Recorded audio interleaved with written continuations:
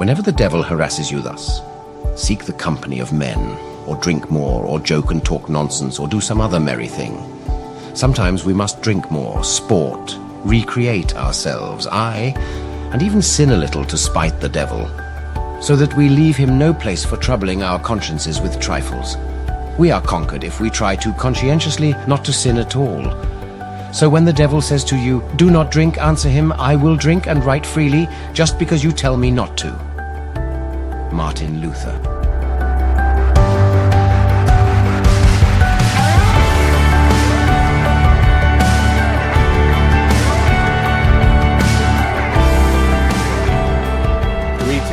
Welcome back to the Go to Hell podcast. Strong opinions, weekly held about Christianity, the church, beer, and music. I'm your host, Tim Curley, and I'm joined by my co-host, Colton Pierce, and our special guest, Andy Flores. Gentlemen, how are we doing? I'm doing good. I did not get yesterday off, but I'm rapidly approaching a 4-day weekend. So doing great there. My parents are flying in from the good old Pacific Northwest to hang out with me, my wife, and our baby girls this weekend. So that's going to be a lot of fun for us. And tomorrow is Valentine's Day. I was on top of it with my Valentine's this year, and so I ordered flowers for like the first time ever, and I was like, I've been wanting to do it for a while, but I just always forget. And then to be delivered tomorrow. To be delivered tomorrow, and I ordered it like 2 weeks ago. I was like, boom, wow, it's February. I'm gonna call this in, and so I did a good job with that. I don't know if Audrey's gonna like them or not, but I did it. So there we go. Okay. But yeah, so I'm feeling good. Yeah. How about you, Andy? I'm doing well. Doing well. We had just an awesome time not watching the Super Bowl on Sunday.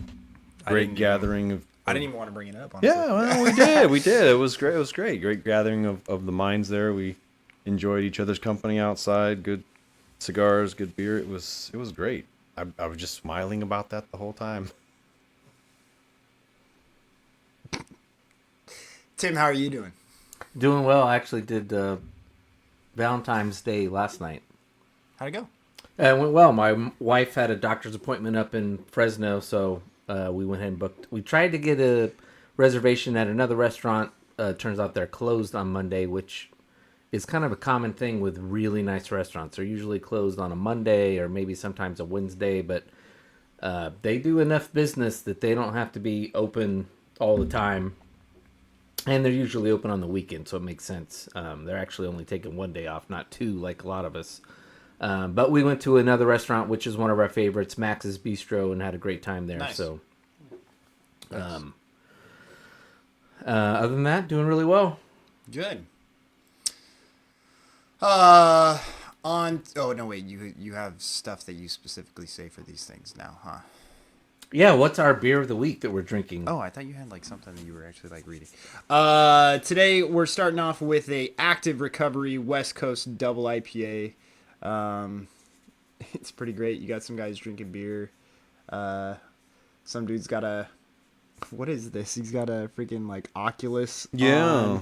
Some other guys are black barred out on their eyes. There's a guy I like the guy on the bottom who's holding a guitar, dreaming of West Coast Double IPA. Yes. Well, it's actually the blanket, you know. When your buddies don't give you a blanket when you sleep at their house, so you just gotta find something to cover yourself up. It's Eric. It's Eric sleeping on the floor on the San Diego Beer Marathon. Nice. No pillow, no blanket. So this is a unfiltered West Coast style double IPA packed full of Mosaic and Simcoe hops. I will say that it leans more on the unfiltered side than the West Coast side, in my opinion. It's tasty, but it does seem a little less West Coast, but still good. And it comes from Casa Agria, Specialty Ales out of Oxnard, California, which... Oxnard? If you don't know where that is, it's basically south of Santa Barbara. Most people know where that is, so it's a little bit south of there. And I've had 1 or 2 of their beers before, so it's pretty good. I'm sure they service the Westlake Village, Thousand Oaks market very well. All right. Tio. Do we want to do music of the week also, or we just want to get into the main topic, We which can do tonight music.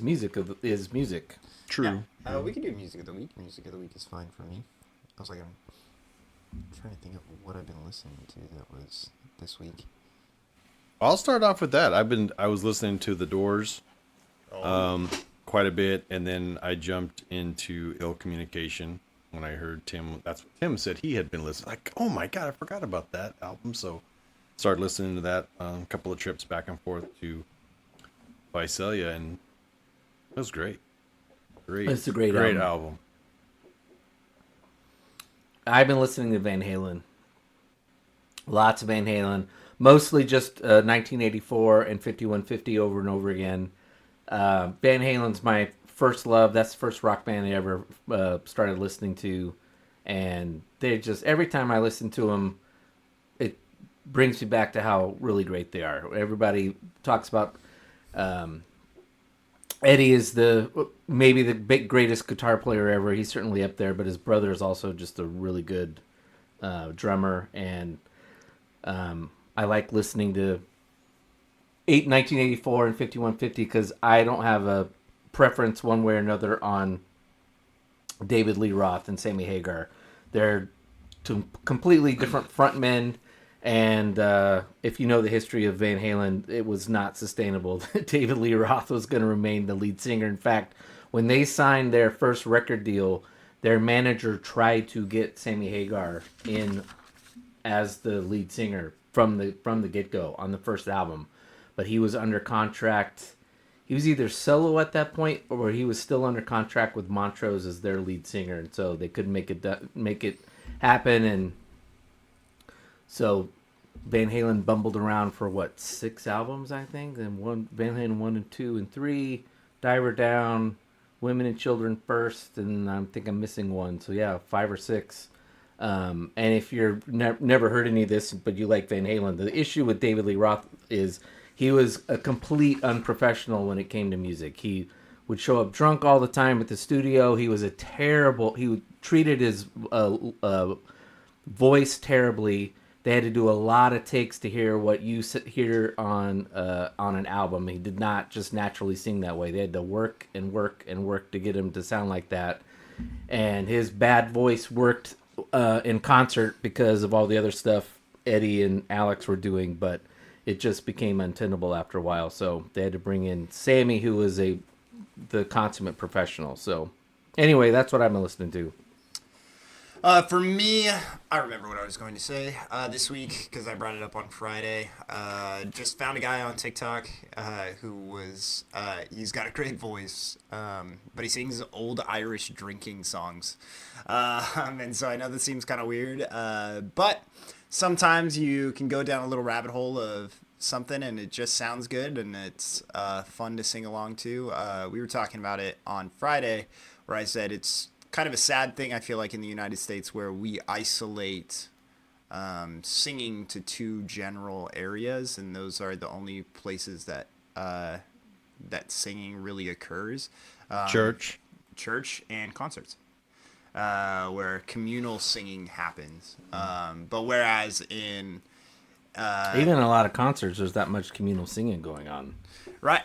Which is sad because the best is some of the best moments that are created at a concert is when the singer stops singing and everybody else sings the whole thing. And so but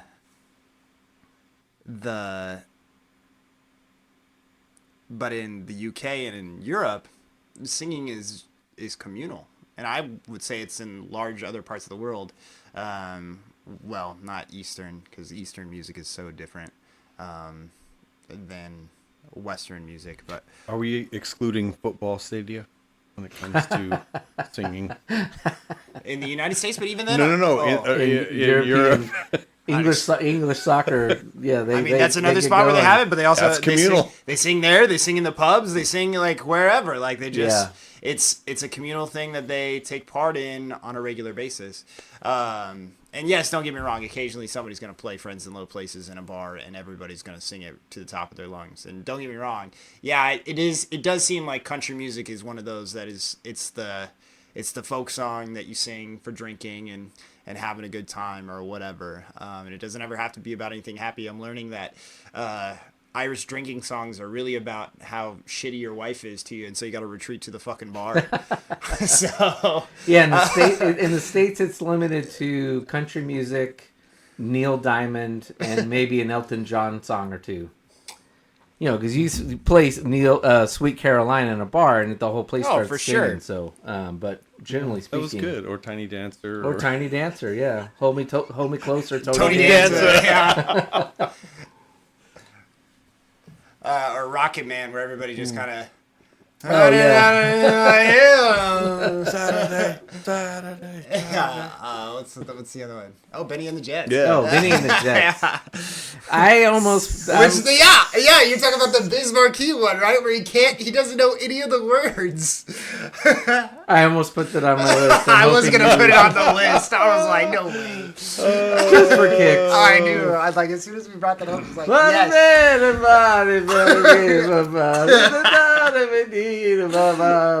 Benny and the Jets. You're doing what we're all doing, bro. Yeah. He does that with the Beastie Boys. Yeah. He does. It appears on 2 albums. There's like a snippet of it on one album, I think, and then the full version live on. It's I think there's a little bit on Paul's Boutique, and then there's another one on the album after Ill Communication. It's the one with the spacey cover. Can't remember the name of that one. That was like their last big album. All right, so let's do the main topic, which we're not going to talk about Christianity, the church, or We don't have What the X tonight. anything. We're not going to do What the X. We're going to do a fun episode of we're going to talk about music covers where someone's done a song, or maybe someone's written a song, and somebody else has come along, or a lot of people have come along and covered that song. In a lot of cases, the covers are better. Sometimes they're not. Some of the ones I have on my list have interesting stories around them. So we're just going to throw out a bunch of songs that we have on our list and discuss them. I have about 45 songs. I wrote most of them down. The only thing I did with the internet was write something down that I forgot. But I didn't just go on and take Rolling Stone's top 100 list of covers. In fact, a lot of the songs on there, I was like, nope, not interested. So, all right. So, Colton, you want to start off? Yeah. Oh, wait, no. Perhaps. Wait. No. We're gonna Andy and I are gonna get this out of the way. Okay. Well, before we get the obvious out of the way, we should also declare that Colton has categories of. That's right. Colton has categories, which will be interesting. Which will add to the. Well, since he has categories, that'll add to the discussion on the ones I have. Some Sure. Colton might not like some of the ones I have, or we can discuss whether or not. Yeah, actually, no. We need to establish the categories, and then you can start filtering through yourself when we start listing them. If we're like, okay, does this belong in this category, this category, this category, or this category? I've never even thought of categories for I this. know So you never thought of it, But you great. did. You brought it up where you said, now are we doing ones that I like, or are we doing ones that are better than the original? Are we doing ones that are, and like that's part of the thought process where True. when you're trying True. to decide where it's like, okay. So first off, the first category is we're gonna call it the no-brainers, where it's okay, that song is iconic, legendary, or whatever. We have to acknowledge that person, for whatever reason, sang it better than the original, and it's up there as one of the greatest ones. I have a couple on here where it's like, I don't even know, it's not necessarily up for debate on whether or not they're better or not. I mean, you could debate it if you want, but oh yes, Tim, everything's debatable. No, I'm looking at my list. It's like, all right, what am I gonna have? Well, because see, I thought of songs that I like to listen to, and a lot of times it was songs I like. I know it's a cover, but I had to then go and investigate. Well, what does the original actually sound like? And sometimes I heard like, oh God, yeah, what I like is way better than, in my opinion, way better than what the original sounded like. So yeah. Before we get rolling on this too, just if you're listening to this, I will put together a list of all the songs that we compiled together. And my plan is to put together a Spotify playlist and an Apple Music playlist with the original and the new one, and in some cases like 3 or 4 versions if there's 3 or 4 really good versions. So it's just going to be wall-to-wall covers, and if you want to listen to the songs we've played, we might reference songs that you've never, like Andy said, you didn't know that there was a cover, or you were aware of it but you weren't sure how it sounded, and so this will kind of be a way of giving you that opportunity to kind of contrast the different versions. So we've got better than original, Or we have. I put no-brainers. the classics or the no-brainers, where I just feel like that is something where it's like we're gonna say them, and I feel like lots of people are gonna be like, yeah, that's the one that I know, that's the one that I like. The highlighter then. Yeah, I highlighted mine. I highlighted the classics or the Okay. no-brainers. I also have the favorites category, where those are ones where it's like, where it just comes down to preference. When people cover songs, right? Kind of like what you just talked about, where people they're taking a new spin or a new direction on a particular sound. And so that sound, the new sound, may be significantly more appealing to us than the original sound. And so that becomes something that is crucial for making those decisions. But we have to acknowledge that our bias is there, like to where I may have something that's a Michael Jackson cover, and I may like the covered version, but I'm not gonna. we can't go there with Mike. I'm just saying it's We okay. can't go there, no. I'm not gonna hold it to like this S tier level or whatever. I'm just saying that. I agree. So there's that one. We talked about it before, where we said, and this is one where you either have an acoustic cover, or you have the original artist is. We talked about it possibly being an honorable mention, because we weren't sure on where we stood on this, and Tim's possibly upset about this just because he's like, I didn't look up acoustic covers, damn it. He's like, I'm not prepared with acoustic. I have 46 songs or something. I got plenty of songs. I don't need to be. This could turn into another 4-episode thing if I kept researching. No, we're good. There We're you good. go. So are we talking about the category where an artist records their own song, but in an artist acoustic? records their own song, but also I think that should be included in that, and you may, because you guys may feel like this is a classic, and I know that that's okay. It can be in both categories, but I'm saying that this person featured the original artist, and so it's like that happens quite often as well. So, I was like, because if you're gonna like, here, I'll read one that maybe you guys didn't have on your list. If you say "I Won't Back Down" by Johnny Cash, Tom Petty is the guitar and has backup vocals for Johnny Cash in the song. So he uses some of the backtrack of Tom Petty in the background. So it's like, okay, so is that a full cover, kind of thing? Where again, Okay, I'll see you one to that. Remember Aloe Black? I don't know. Okay, we'll have to look up this guy named Aloe Black, and he opened for Bruno Mars when we saw him in Fresno. He was really popular at the time, and his song basically sampled "Your Song" by Elton John. You can tell everybody that, and it's like his song is, but that melody is haunting. I know that from somewhere else. Right. And then one day it just hits you. It's like, that's Elton John. Yeah, and you're talking about "I'm the Man" is Yes. that song is. Yes. Yep. Yes, So does that count as a cover? I said, or how I chose it was based off of the lyrics needed to be the same. That's what I was like. So that's what I took. But I said if the artist was still on the track to where they're featured or whatever. So for example, and I know that we're going to talk about it later, and so we don't have to talk about it right now, but Run DMC and Aerosmith Walk This Way. Again, like I said, you guys will sit there and say that's a classic, and I agree, but also Aerosmith is featured on the album. Like, it's Run DMC featuring Aerosmith as far as, like, if you were to go, and, like, because Aerosmith sings the chorus. Like, Right. They are in the video. They're in yeah, the video. I know, they're Joe in the music Perry video. and It Steven resurrected Tyler. their career. It Yeah, it did. I know, absolutely 100%. it did. I watched that VH1 Absolutely countdown. it did. Well, I lived it. So. I don't know how we're going to get this whole thing in a reasonable amount of time.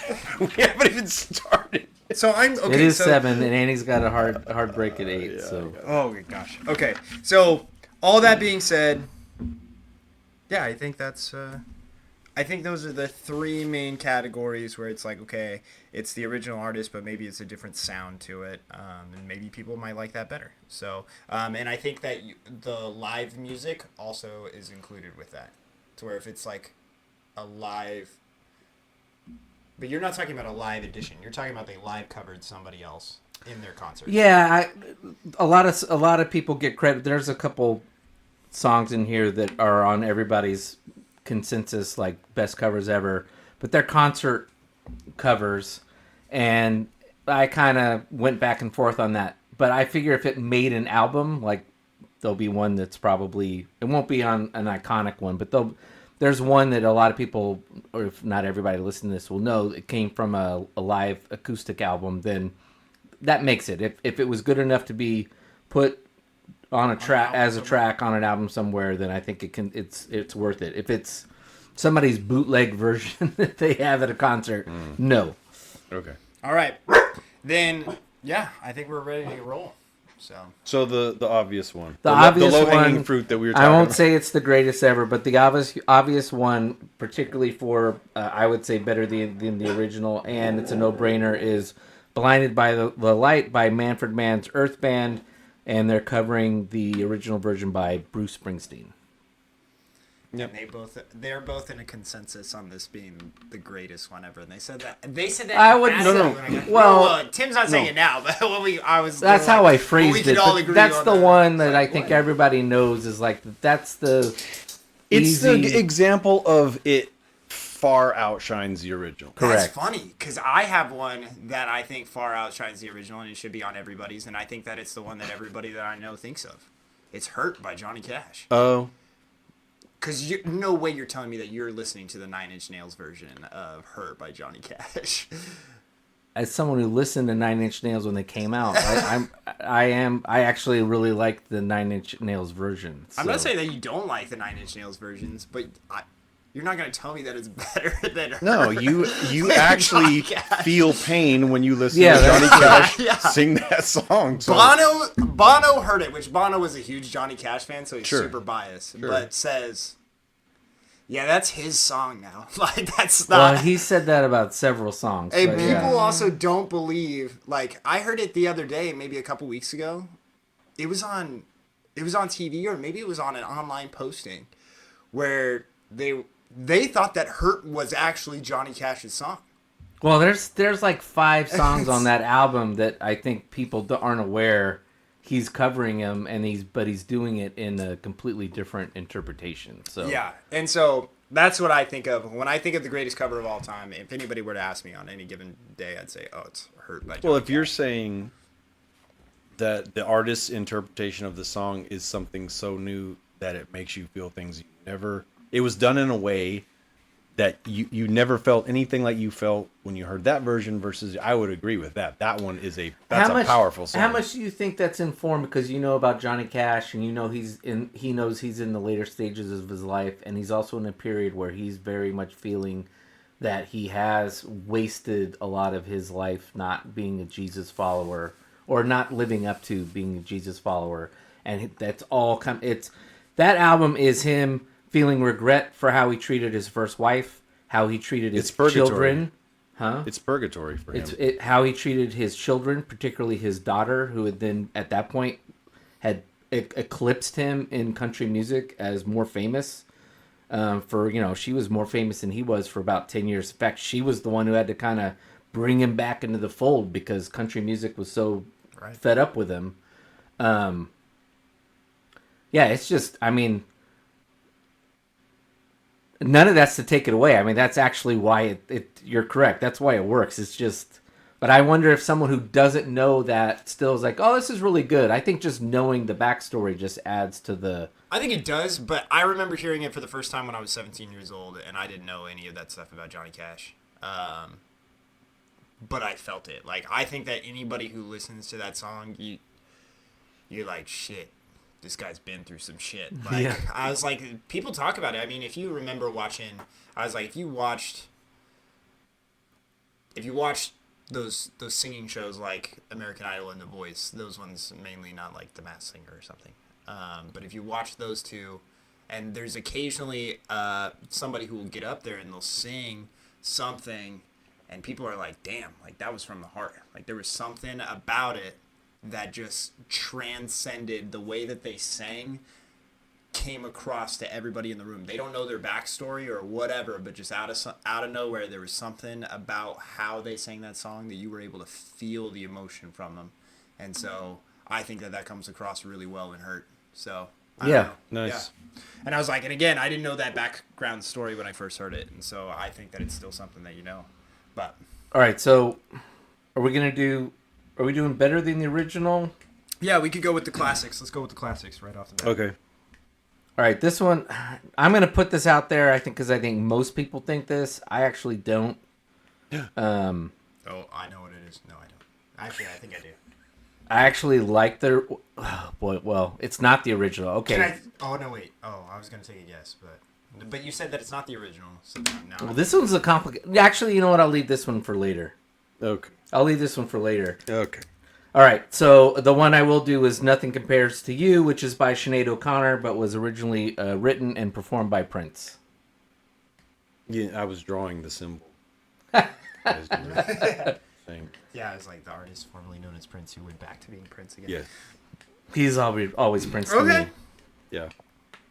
I didn't have that one on my list. Did you even know that was a cover? I I wouldn't think less of you if you didn't. No, I Andy don't- mentioned I it don't the think I other did. day, and I was I don't like, think I did. oh yeah, I forgot about that one.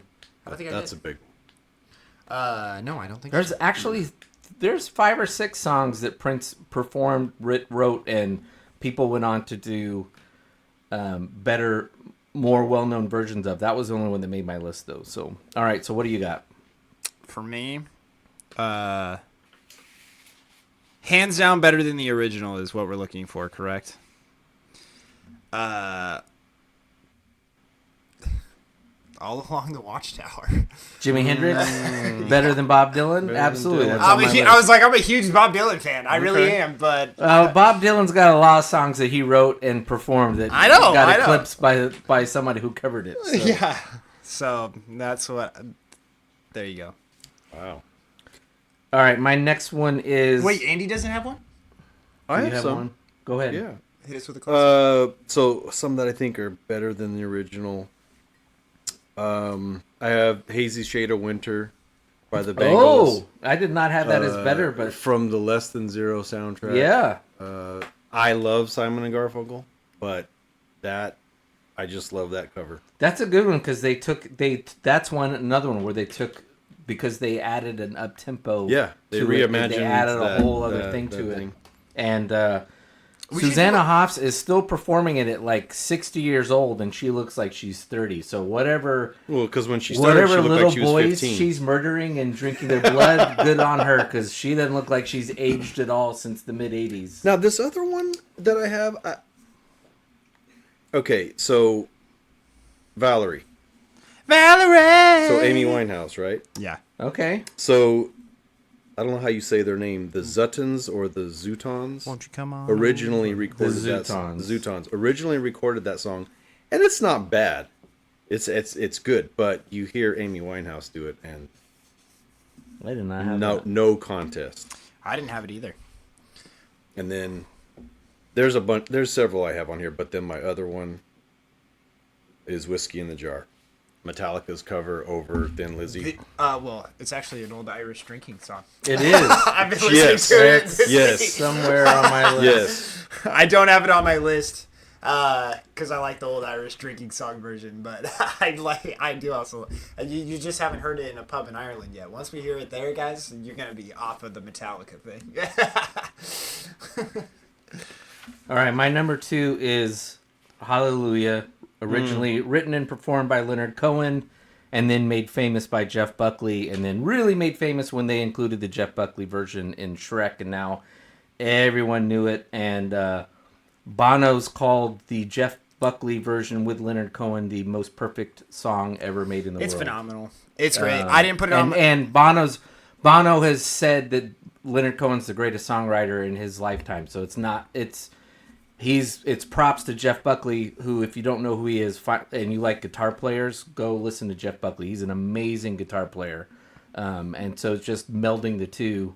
Leonard Cohen died, I think, in 2018, but great songwriter. There's a lot of versions of it. And that's another song where, kind of depending on how someone performs it, it kind of gives a different spin on it. I think Buckley's leans totally in it doesn't do a spin. It leans in what Leonard Cohen intended, which is this strange, like, worshiping, like this religious thing going on at the same time as this strange sexuality with this guy's partner. So it's great. This one, I don't think it's better than the original, but I think the consensus is out there in the world that it's better than the original. So maybe people don't know that it's I think that a lot of people don't know that it's a cover, just based off of people's musical taste and maybe what their parents listen to or what they've been exposed to. But I Will Always Love You. That's on my list. Oh, you got me. That was Okay. Was that the one you were thinking of earlier? No, The cover is Whitney. You just Yeah, Whitney Of is Dolly. the cover. I just Of Dolly. Okay, yeah. someone just sunk my submarine. That's two that's off my Yeah. list. Yeah, Whitney, Dolly's. I really like Dolly Parton. That is not really one of the songs I like of Dolly Parton's. Her voice on that one is not my favorite. I really like her in a lot of other stuff, but Whitney's knocks it out of the park. I feel like actually the best way that we should go about this isn't even like where we do this, is just like we play like bingo almost, where it's like if you heard a name mentioned and you've got that person on your list, you'd be like, oh, it's funny that you say Bob Dylan because I've got 3 others right here that I think is a great cover. Or it's funny that you mentioned Dolly Parton because I got another White Stripes cover coming right at you. All right, Andy, you have another one? Yeah, I have a small and dwindling list here, but I like Christmas, Baby Please Come Home. U2 covered that, and it was originally Darlene Love. Wow. And not to discredit her version because it's awesome, but yeah. I really like that's Christmas for me. I hear Baby Please Come Home from U2, and then I hear what's the one on A Very Special Christmas? Sting does it. Gabriel's Theme or something like that. Oh, that's like that makes the Christmas season for me when I hear that.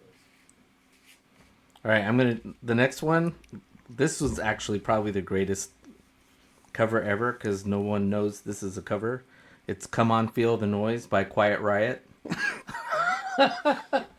It was actually performed like a year before by a British band called Slade. Although when I look at that, is it Slade or is it Slade? Much like Sade is, whose English is spelled the same. So yeah, Quiet Riot is actually "Come On Feel the Noise" is actually a cover. Nice. That was a good one. I've got one that I think is better. I don't know if it's necessarily a no-brainer. I do have more no-brainers, but I feel like this one is one that needs to be talked about. I think that it's better than the original. Other people have covered it, so therefore it's kind of "Dazed and Confused" by Led Zeppelin. Oh yeah. Originally a Jack Holmes song. If people know it as somebody else's, you'd reference probably the Yardbirds. Is probably the one that you were going for. But Led Zeppelin only covered it like a year later. It was one of those where it's like 1 year later from the Yardbirds covering it, they were like, boom, we're doing this one. And it's a good Led Zeppelin song. So I'll give you another Led Zeppelin one that that most people don't know is a cover. "Babe, I'm Gonna Leave You," which is a fantastic song, originally performed and written by Joan Baez. So talk about a completely different interpretation. Annie, you got one? Yeah, Or you I wanna got save them The for Man Who later? Sold the World. Oh, okay. That was right. my one I was talking about, the live. Yes. That's what I thought you were talking about. And I'm thinking about Colton's list when he's like the acoustic. Like, okay, come. This is Nirvana Unplugged live in New York. Just wait. You can't leave before 8 o'clock before I get through some of these, because I've got some acoustic ones on here that I'm just like, yes, I do know. I did have it on the list, and I actually had it as a no-brainer. Because I do think, well, I'm not the hugest David Bowie fan, so if you're a huge David Bowie fan, I'm sorry, I don't mean to offend. But also, this is where that one could also be my personal preference, where maybe I just like Nirvana more than David Bowie, and so therefore, but I do feel like it's a no-brainer. Yeah.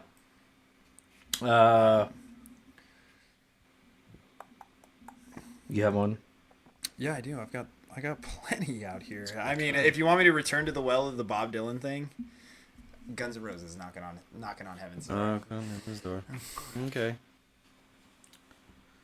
No way that's not like a no-brainer for people, right? Where it's just like, No. I was like, movie. listen to Bob so Dylan's that, version. So of that it. You're like, that there's a better version of this. Out that there. song was actually written for a soundtrack. It was written for a Sam Peckinpah Western film. Can't remember the name of it. Peckinpah is a name around here. We know people that are related to Sam Peckinpah. So that was written specifically for a movie, and so yeah, it just kind of sat there for a while. I saw when I was looking just to see if other people have done covers. A lot of people have obviously done covers of it, but yeah, I think the Guns N' Roses version, and they kill it twice. They kill it on the album, and then even before that album came out, the Appetite for Destruction album had kind of run its course on MTV.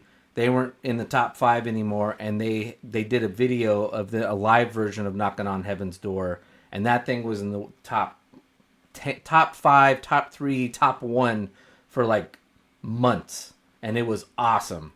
And I think it's now available on online services, because before they never put it on an album, but I think it's now you can look it up and find it on Amazon. I loved that live version. Let's see. Do you have any more no-brainers? Well, Tainted Love, Soft Cell, originally done by Gloria Jones. Soft Cell. Nice. I don't even know who the hell Gloria Jones is and how her sounds, but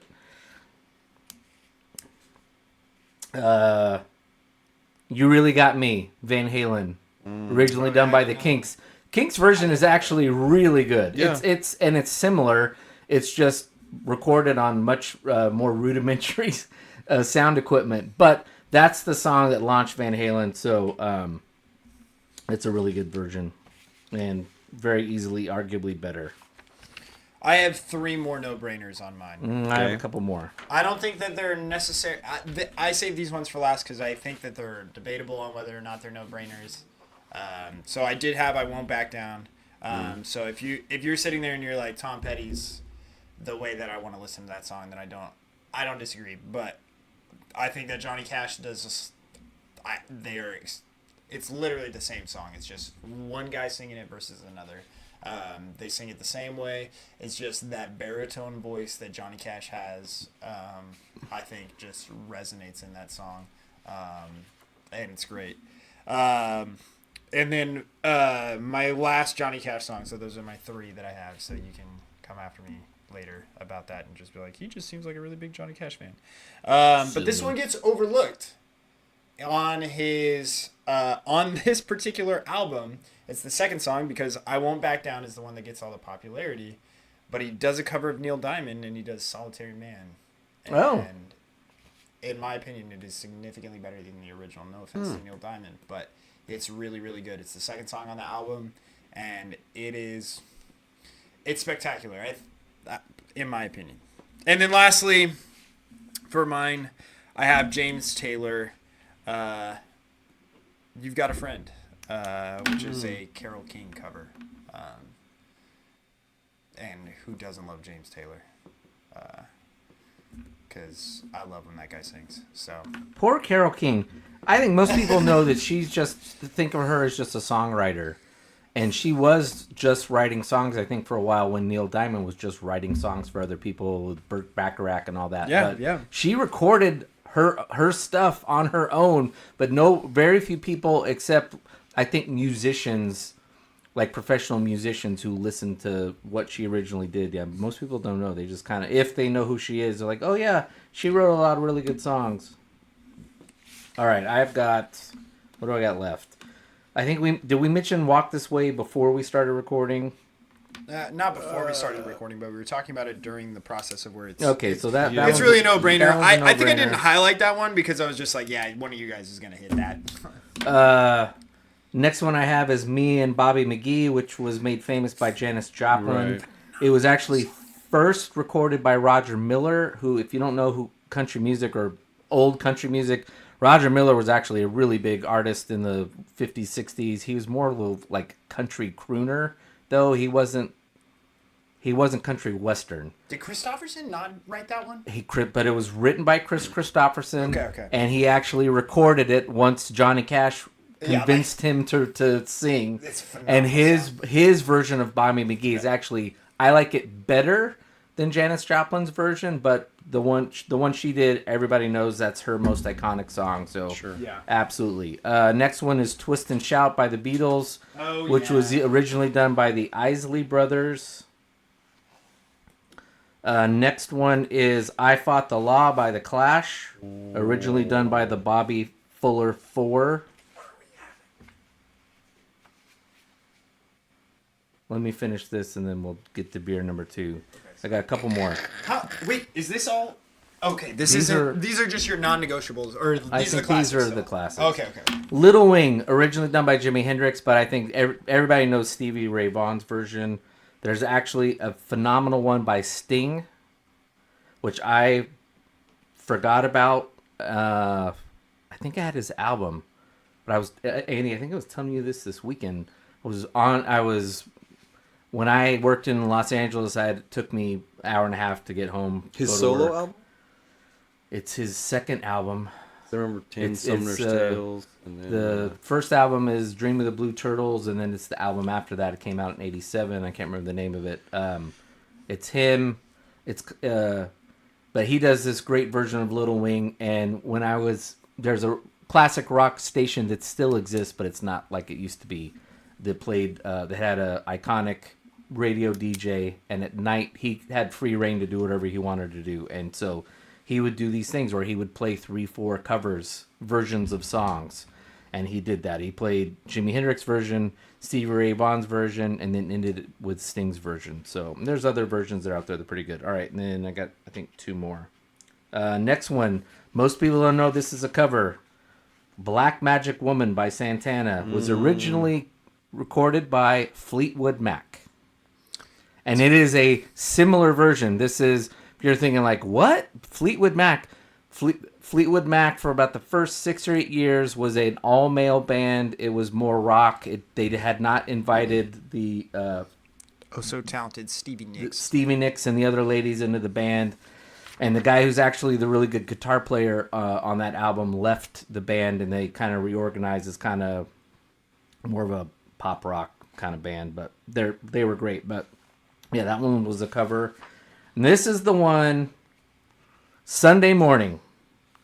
Johnny Cash originally recorded it. Right. But it's not written by him. But it's written by Chris Christopherson. Yep. I love the Johnny Cash version, but I actually prefer the Chris Christopherson version.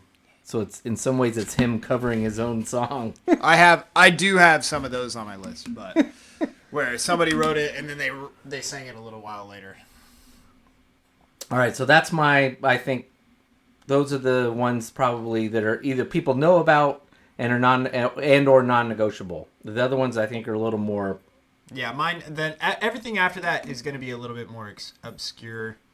That way. I think I have a few that aren't Can really we- that obscure, but people might debate as to whether or not the cover's better. So Can we what? I just wanted to clarify. We talking about Sunday morning coming down? Yeah. Correct. Yeah. Okay. Not to be confused with Sunday morning by Maroon 5. or Sunday morning Or by Son No of Doubt. No Doubt. Oh, yes. Which No Doubt, No Doubt covers a couple of times. But... I have them on. I have a song on my Okay, list. There we go. All right. Oh, Yeah. It is. It's My Life. Talk, way talk. better. Way better than. Talk, All right, talk, so we'll or just No do that Doubt. one. We'll do that, and then we'll do next beer of the week. It's My Life, No Doubt. Originally done by Talk Talk. The Talk Talk version is. I like the Talk Talk version. Oh, that was a but it is groundbreaking very British. video. Absolutely. Pop mod, early '80s. If you don't like the style of singing that they were doing in early mid '80s British pop, you're not gonna like it. I just But so heard that artistic. vision. It's very artistic. Artistic. Well, you could argue that maybe Um, a few of the lads. But the No Doubt version just crushed it. Yeah. Yeah. I didn't have it on my list, but yeah. Oh, that is. All right, so let's do next beer. All right, yeah, next beer. Go pick it out, Tim. All right, beer of the week number 2, which it might be number 2. Tastes like number 2. I don't know. It's all right. It's all right. Who brought this? Eric or Alec? Eric did. Don't Eric read did. the label. Don't read the label. It is a 5.9% alcohol ABV. We're looking at just IPA from Goose Island. They're trying to compete with Lagunitas. It's hoppy, it's grapefruity, and it's refreshing. Honestly, I don't really taste the grapefruit that much. Okay. So. It's actually pretty good. It's very old school, bitter West Coast IPA. It's all right. So Sunday, I was giving Yeah, the Goose thumbs the up. goose thumbs up to Eric and Jay, and they were so perplexed. Actually, I think Eric knew what I was talking about. Jay was a little perplexed. Look at the ball. Yeah, there you go. You'll figure it out. He'll get My there. thumb's not as long as a goose. Can. All right, so I have the majority of my list is just songs that I enjoy more than the original, that people may not have ever heard of, and so I enjoy them. So That's what most of mine are going to be. I was like, the it's the same. bulkhead of my list. So Okay. quirky versions. I have a couple quirky versions. do you want to start first, or do you want me to go? I'll start. Graceland, originally done Oh. by Paul Simon, Yeah. which in no way is inferior to this guy's cover. But Justin Earl Towns does a slower version with just an acoustic guitar, and it is amazing. It is interesting in how way he slows it down, and just has got a stripped down acoustic. There's nobody playing behind him. It adds a whole different vibe to the song than the upbeat version that Paul Simon does. But great version. My first one that I want to talk about is it's off of, actually it was part of the album that won Album of the Year in 2013, and it's off of the Babel album. It is Mumford and Sons, The Boxer. Simon and Garfunkel. There's going to be a Yeah. couple of Simon and Garfunkels on Yeah, here. that was There already has our to second be. one, and There so has to yeah, be, no. yeah. When you said Simon and Garfunkel, I was like, I'm a huge Mumford and Sons fan. I think they kind of lost my interest so much after 2013. They try to evolve as artists, which I don't blame them for, but I still look back at Sigh No More and Babel as being those really elite albums that really solidified them as a band. And so, but The Boxer, and it was actually only it was on the extended version of the album, and it was the last song, and it's. And what's funny is that Eric Pedersen's like, "What's your favorite song on the album?" And I'm like, "Are we talking about the regular version or the extended version? Because if it's the extended version, I'm gonna say Lord it's of the the Rings Boxer. fan. I'm gonna say it's the Boxer every time." Have we not been over this on the show before? I've never actually seen. No, the he extended- hasn't heard this before. I've never He's actually never seen the extended versions version. of Lord of the Rings. Because I blitzed through them on HBO's got like the 4-hour version of each one, so I watched them. Yeah, I've never like seen 'em. 3 or 4 months ago, and I've never seen them. Yeah, you need to come over. I've yet to ever see him. So I know you're like, what the heck? I know every Lord of the Rings fan is like, what the heck? But actually, I think it shows my love and dedication for those movies and for those books that I am that big of a fan without having to watch the extended versions. So because everybody's like, oh, you can only watch the extended version. That's the only way to watch the movies. And I'm like, well, I've never seen him any other way. I still cry like a bitch every time. So Truly, you have dizzying intellect. Are you done with your list, or we just Colton? And I? No, I have. I want to say the last thing I threw on there was another thing from the Nirvana Unplugged in New York, which was Lake of Fire. Oh yeah. And if you hear the Meat Puppets version, it's a no contest. Definitely Nirvana version. I hear you. Didn't have it on my list though. Well, I must serve some purpose. Okay, my next one. I just threw it on for kicks. I know we're all U2 fans, so it's not really great, but Charles Manson stole it from the Beatles. We're stealing it back. Helter Right, Skelter. bitch. Had to be on there. Oh, that's great. And it is actually a really good version. The Edge wails away, so it's great. Colton, your next one. This is something that I grew up with. So, actually, my sister was a really big pop punk fan before I was a pop punk fan. And so she would listen to this, and I was more into classic rock. But then eventually, as I grew older, I began to appreciate pop punk a lot more. And so I have Fall Out Boy's "Beat It," which we talked about. Oh wow! With John Mayer. Yeah, with John Mayer. It's actually a really great. Oh. It's a great pop punk version of the song. Like. Oh, I forgot to say my other one. The first one on my list. What was the first one on? No, we'll finish You with this. finish. But No, I was like, oh, okay, you gotta go because back to it. that is an outstanding cover. Oh yeah, 100%. Outstanding It's phenomenal. cover. But I mean, also I'm significantly more biased towards Fall Out Boy than Michael Jackson. So like that's. Well, yeah, but I mean, you being the connoisseur of music that you are, can appreciate the talent of Michael Jackson. Yes, I can't appreciate his talent, but yeah, it's a lot of fun. Patrick Stump, the lead singer of Fall Out Boy, has been a huge fan of Michael Jackson for a long time. When he went solo, he kind of tried to imitate a little bit of his sound, and he still tries to implement it every once in a while into some of the songs that he sings. So it's really great. He tries to do homage to it, but also tries to put it in that Chicago pop punk vibe that he goes off of. So love Patrick Stump, love Pete Wentz, and it's a lot of fun. But that is such a great cover. It's a Because great cover. the And John vocals- Mayer shreds it. Oh, that's what I was gonna say. John Mayer is like, he destroys that guitar, man. That Well, you know that who is did a the great guitar on the version. original? I know. Who did It was Eddie Van Halen. It was. Yeah. Yeah, I did know that, actually. I was like, wait a minute. Very quietly. So yeah, you gotta have somebody with some chops. That's right. That's big shoes to fill. Don't worry, there. John Mayer's on my list still. So in before other I forget, places, the very first cover I put on there was "Smooth Criminal," oh, by who though? Alien Ant Farm. Oh, wow. yeah. That cover is. I don't even know that Is one. it better than the original? No, it's a different take on the It's original. a different take, absolutely. But when you're like more into that like heavier guitar and all that, it's like Yeah, yes, yeah. I can get down to that song. 100%. I like that. My next one, and again, if you're listening to this isn't in like, we're not ranking these, or at least I'm not. No, not right. This No, I'm not, isn't I'm not. ranked. This is just what came to mind. I'm scribbling stuff down, wildly on a notepad, and then "Ghost of Tom Joad" by Rage Against the Machine. Fuck you! I had that one! Damn it! No! That is 10 times better than the original. It is.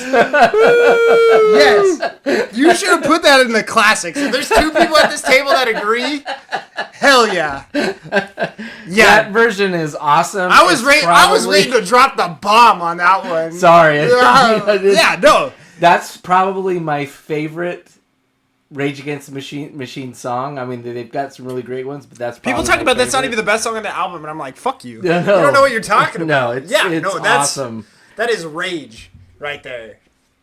100%. Sorry. No, I should have gone for it sooner. That's really what it was. Everyone needs to Which take is a deep also, breath. but this is also what I wanted to talk about, is that when it came to when some of these bands do covers, they could put out an entire album of covers, and so actually that particular song was released on an entire album of covers. Right. So there's a couple of these where it was just like, all right, I'm just gonna take the one that I like from that album. I mean, it was obvious for me which one I was going to take from that album, but fuck you. Yes, 100%. I fully agree. My next one, Andy's favorite band of all time, Counting Crows, taking over the Big Yellow Taxi from Bob Oh, Dylan. that was on my list. I'm coming after Bob Dylan tonight. I got like 3 songs in. Oh wait, I thought that was Joni Mitchell. No, it's Bob Dylan's original song, and then Joni Mitchell covers. Oh, that's right. Joni Mitchell originally did it, but Bob wrote it. That's right. And Okay. then yeah, Counting Crows. What? This is like the second episode at least that Colton has talked about my affinity for Counting Crows. Don't forget Vanessa Carlton. You're leaving her out. So it's a great song. It is a great I mean, song. it's a nice little. If you're sitting out on a boat, Andy, and this comes on, I hope that you have a beer in your hand. It's a nice little poppy And you're song. gonna be like, I enjoy this actually. All right, my next one is "In Bloom" by Sturgill Simpson, originally done by Nirvana. Wow. It's a spectacular version.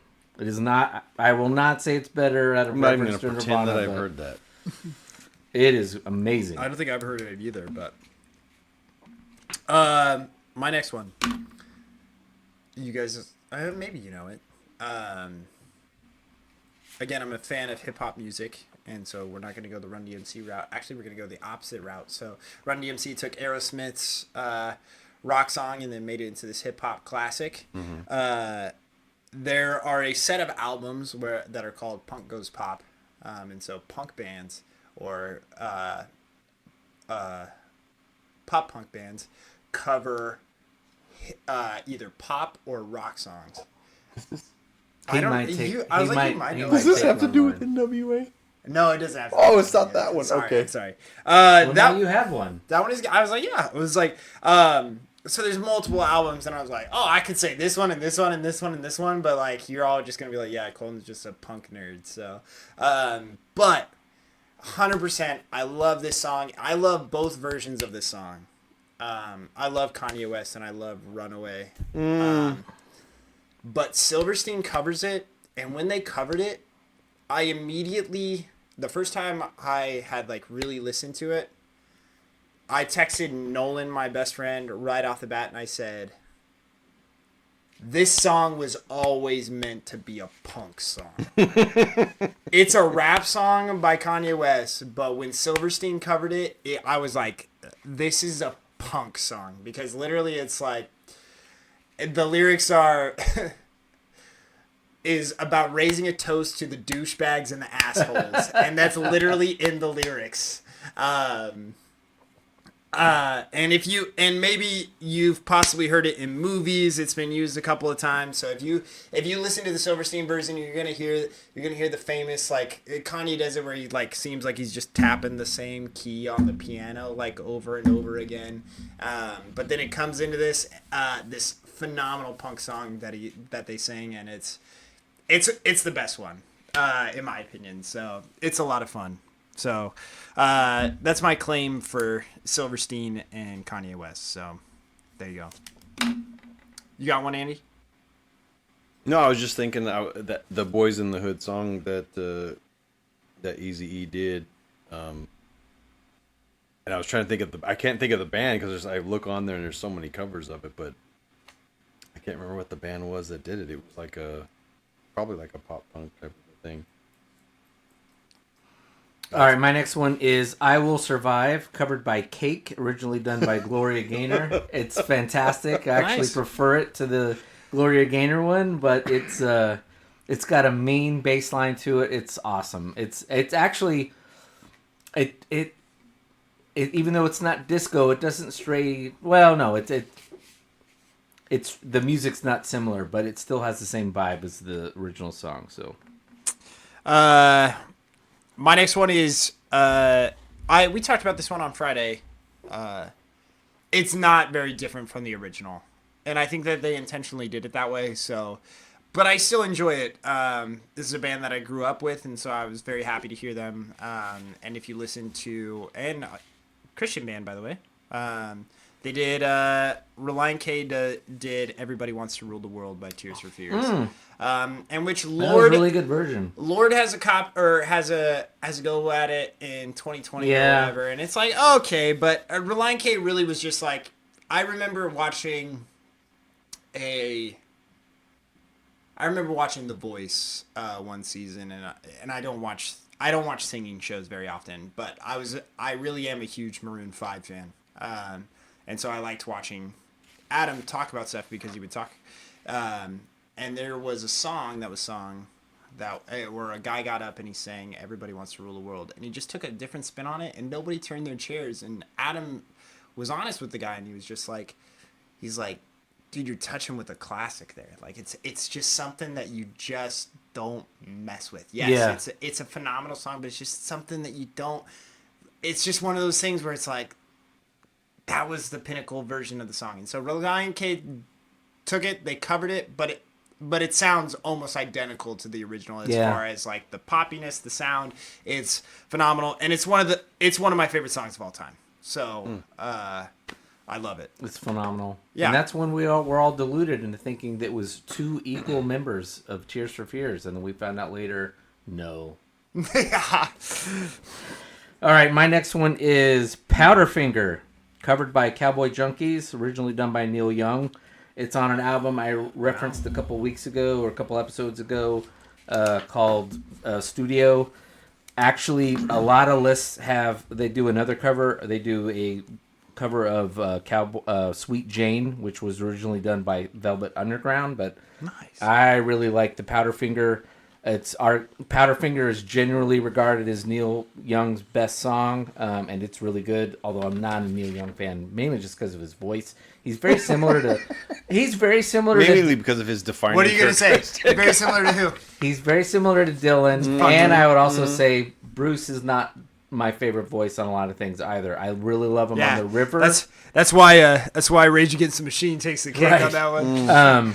But Neil Young is a fantastic songwriter. There's another song I could have put on here that I didn't, which is also a cover of a Neil Young song. So Powderfinger by Cowboy Junkies. I have as my next one Maroon 5. Mainly I'm going to them next because I just brought up Adam. Sure. Cover of Sex and Candy by Marcy Playground. Oh, that's a great version. Yeah, I showed Tim this one like a couple months ago. And Marcy Playground's original version of Sex and Candy kind of sounds like this like stalker. It kind of seems like there's this weird thing going on. Maroon 5's version is definitely one that you are trying to get laid to. It's a lot more that R&B kind of sound to it because like if you listen to Marcy Playground, they're like downtown by myself. It's very 90s. And it's like, oh man, you're just like stalking her or what? It sounds like a pedophile song. Yeah, and then Maroon 5 is like they took it and they were like, no, we're gonna make this a little bit more R&B. So that was a lot of fun. It was on their 5 album, Maroon 5's 5 album. Okay. So I have a family request one that I'm supposed to throw out. Okay. Family Force 5. I mean, literally, my wife and daughter who's at home. 5 Finger Death Punch. No, it was Mama not said that. And it leads into a second one I have, but they requested that I bring up Jolene. Oh, And they wanted Miley Cyrus. the Miley Cyrus version. And again, But a real man is gonna say what? well, it's like there's no detraction to Dolly. Of course, it's just they wanted it brought up that it's just a great cover. Oh, it's phenomenal. Not anything not the downplay Dolly's. They just wanted it brought up because it's a great cover. No, and I actually have it checked here, but I actually have the White Stripes version. Of that's another one. Yeah, I was like, wait, I have that one too. I didn't have that on my list, And but then- that was on pretty much every like top 50. It's not. list. Listen, it's not better than Dolly's. No, agreed. But Dolly it's not. did give it praise and said like she gave a lot of love for Jack White on the song itself. And Miley's voice is kind of similar to 100%. Sure. She does it so- justice, so she is does what it I would justice, say yeah. too. She does a nice So- modern. So off of that, and I doubt this was ever recorded in a studio, but it's a version that my youngest daughter played for me of The Crowded House, Don't Dream It's Over. Great. So the cover... We're all right. Where are we going? No, here? I know. But the cover is a duet. Ariana Grande and Miley Cyrus. Oh. And I will tell you, it is an outstanding version of the song. Okay, I'm going to have to listen to that. Miley and Ariana. Yes. Hey, listen, I actually... That's kind of a weird pairing because, Isn't it? frankly, I mean, Miley's, she's an entertainer. The girl really isn't a very good singer. Ariana can sing. I don't think that they're equally talented as far as singing capabilities go, but I do think that Miley is actually a phenomenal singer in some respects. She... No, you can disagree. No! I think a person's either a phenomenal singer or they're not. If it's in some respects, then there's partial singing ability, but then entertainer ability to Tim's I think she's point. a phenomenal. Do you think that Johnny Cash is a phenomenal singer? No, No. not in the least. I don't no. think Madonna. I think Miley Cyrus is like Madonna. They're not very good singers. There's a big hit right now where she's singing. She can't hold a note. When you're doing like 5 notes in like 2 seconds is because you can't hold a note, which is fine. I just don't know. So then what is Johnny Cash? You're saying he's a phenomenal Johnny entertainer? Cash- Because his entertaining is, I was like, as far as when he's in shows, Walk it the wasn't Line, very Johnny entertaining. Cash Well, I has to think hum the key that's coming up so that he gets it right. So he know he's humming the key that he's supposed to Oh, be so singing. you're talking in about next. like a... He's a better singer than Miley. I just don't think Miley's a very good singer. Like Kelly Clarkson is miles ahead of her in the act. Is actually Agreed. technically singing. Yes. I think she just know. Well, I guess what I'm saying is, But I think that Miley knows what she's supposed to sing as far as like. Okay. I'll give her credit for that. That is 100%. 100% true. She And a lot picks of the people stuff that don't. she sings well. Correct. And she's really good at that. But was like- you take Ariana Grande and you put her... You're Oh, going to sing this, Ariana can you're going to sing sing anybody. this, you're She going to can sing sing this. Christina Aguilera Anything. like all day long. Correct. Like, Anything. what Yeah, the yeah. hell? I don't Celine mean to Dion, yeah. look. There's No, a I lot agree. of And we're not saying that Miley is not talented. lead singers of the Killers is not a good singer. He's No. got a weird voice, but it works. So It works. Brandon Flowers. Brandon Flowers, the Mormon. I have him on the list. Oh, that's all right. There's a couple that could be on that list. So All I'm interested to right, see all what right. happens. All right. So, but we cut into what you were saying though. No, it's good. I have no idea what those are, so I'm interested to listen. All right. So my next one is "Girl, You'll Be a Woman," covered by Urge Overkill, originally done by Neil Diamond. I think it's the only song anybody Urge Overkill did. Was that in Pulp Fiction? I think it was in a movie. Might have in the been, night, but because it's I a haven't great. heard It is them not a in so reimagine. long. It's not a reimagination of the song at all. In fact, if you play them together, his voice sounds similar to Neil Diamond.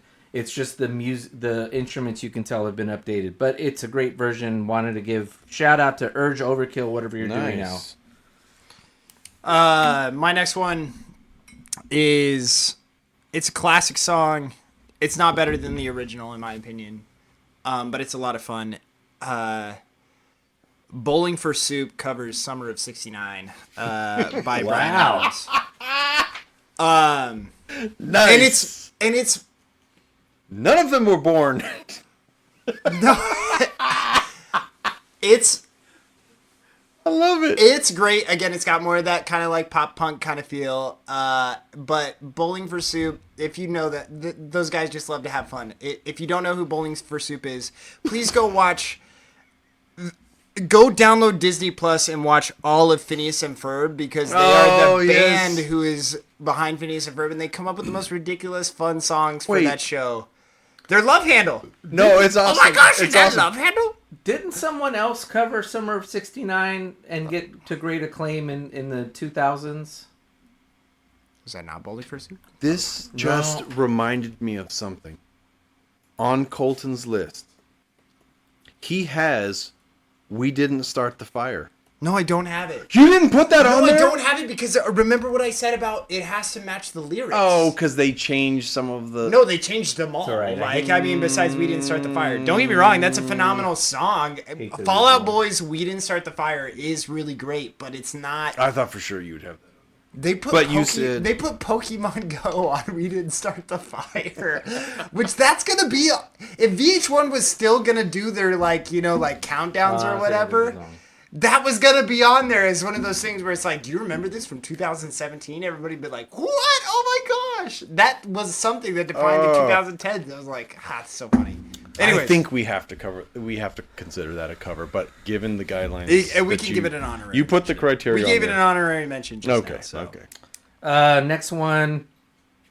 I imagine some people like the newer version. Some people like the original. Live and Let Die, Guns N' Roses by Paul McCartney, and originally done by Paul McCartney.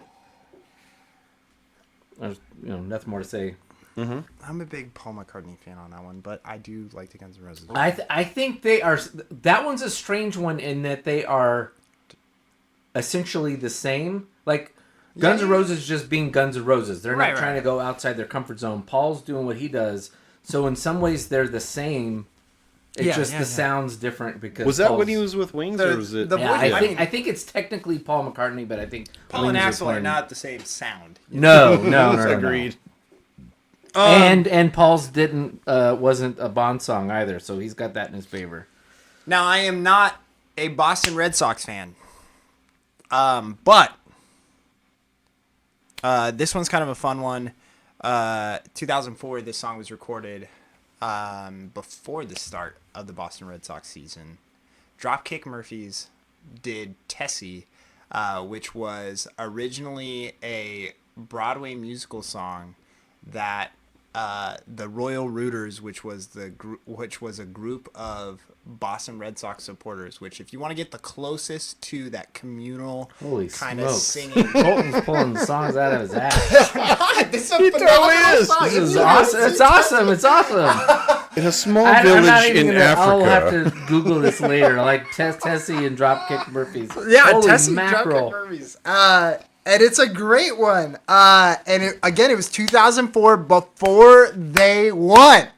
So it became the battle cry of, because again, the Red Sox and Red Sox fans are the most superstitious baseball fandom that's out there, where it's like things are, again, there's sacred elements to Dodger games, but not the way that it is in Boston. Sports is blood in Boston. I think the only sacred element at a Dodgers game is you leave early. You leave early? Hey, but they do always play I Love LA at the end of every game. Yeah. Okay? Yeah, the Lakers started that. So Did they? they did. I didn't know. So, it's awesome. It's a lot of fun. It doesn't technically count. I don't know if it... I mean, it almost doesn't count in the same way that Metallica's didn't count, because... I guess it was recorded by somebody before then. So, but this one wasn't recorded by anybody. It was, the lyrics were slightly changed, but it was something that the Boston fandom had been singing for a while, and then the Dropkick Murphys decided to take their own spin on it, and it's pretty great. And if you're a Boston Red Sox fan and you don't know this song, then I don't even know if you're a Boston Red Sox fan. So there you go. My next one, and I mentioned this to Andy a couple days ago, Satisfaction, covered by Devo, originally by Rolling Stones. It's amazing. It's just, it's so Devo. Nice. Colton, your next one? Yeah, this one's my favorite version of this song. Nobody's going to agree with me. I mean, you guys might agree with me, but I don't know if you've heard this version of the song, but the rest of the world is not going to agree with me. And I don't even know if this technically counts as a cover, because he was the main writer for this song. But, I mean, this was kind of the Chris Christopherson debate, is I enjoy Jackson Brown's cover or version of Take It Easy over the Eagles version. Oh, of Take It Easy. Wow. You've mentioned this before. Yeah, and I mean... Well, that's... I mean, Take It Easy is one of the iconic songs, but Jackson Brown's Jackson Brown, too, so... Yeah, I know. That's where it's like, I don't know. Well, and I got something to say after that one, but you go next. So yeah, I've got a mix still of some well-known ones, but some quirky ones. I'll do the quirky ones so I can get this in before Andy has to leave. How far are we out Quirky from one. Andy leaving? Hotel Really soon. California. Oh yes, I do know that one. Gypsy Oh, the Kings. Gypsy Kings. Yeah. Yeah. Originally done by the Eagles. It's great. Okay, so because Andy's going to leave, I do want to say something that's on my acoustic list. Can I say something that's on my acoustic list? Of course.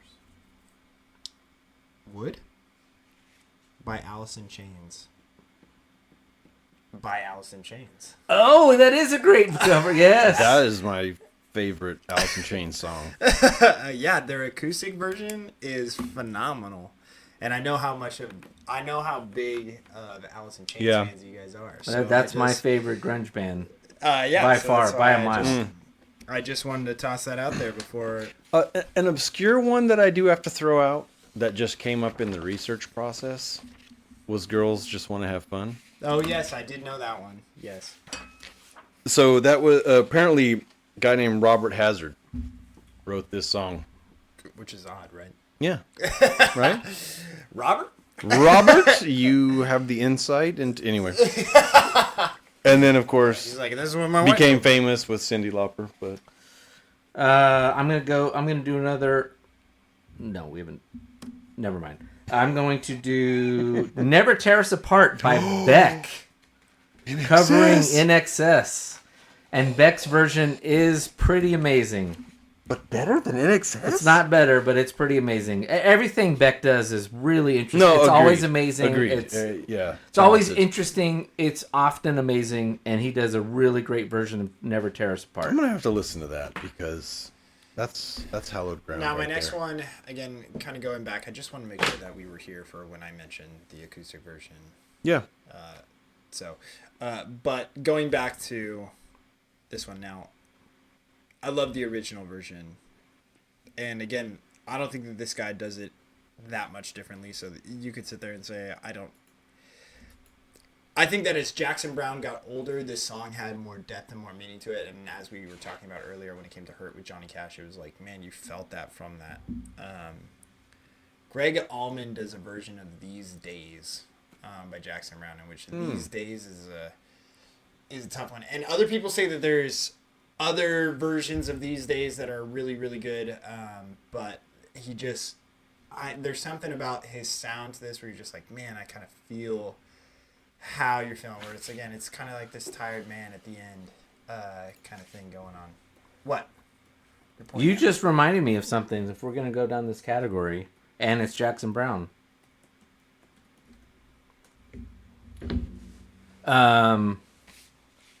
Who's saying Doctor My Eyes? No. So one of Jackson Browne's one of his if you have a greatest hits essential list, Birds of St. Mark's by Jackson Browne is going to be on that list.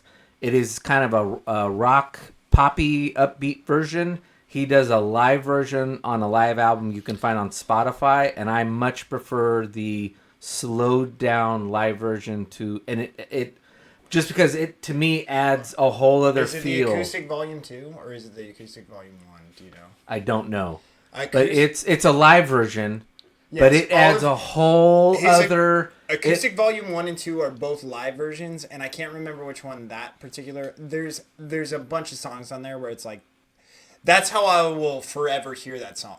Yeah, Like, it's I'm like not- the upbeat Birds of St. Mark's is kind of like it's got a 4/4 time. It's just going, but I think it blows through what the somberness of the lyrics, and then when he does it the way he wants it, and I'm sure it's because he had some producer telling me, you got to do it this way. You got to do it this way. When he does it in this live version that's forever stuck in my head, it's slow. He's got a piano behind him, and it just adds a somberness to and weightiness to the song that's completely different, and I think makes the song 100 times better. Well, and if you want two more off of those albums that are that are some of the best, is Something Fine, which again, that was something that he had sang for a long time, and it was kind of this poppy thing, but when he slows it down on that acoustic album, Something Fine is phenomenal. And then also Somebody's Babe.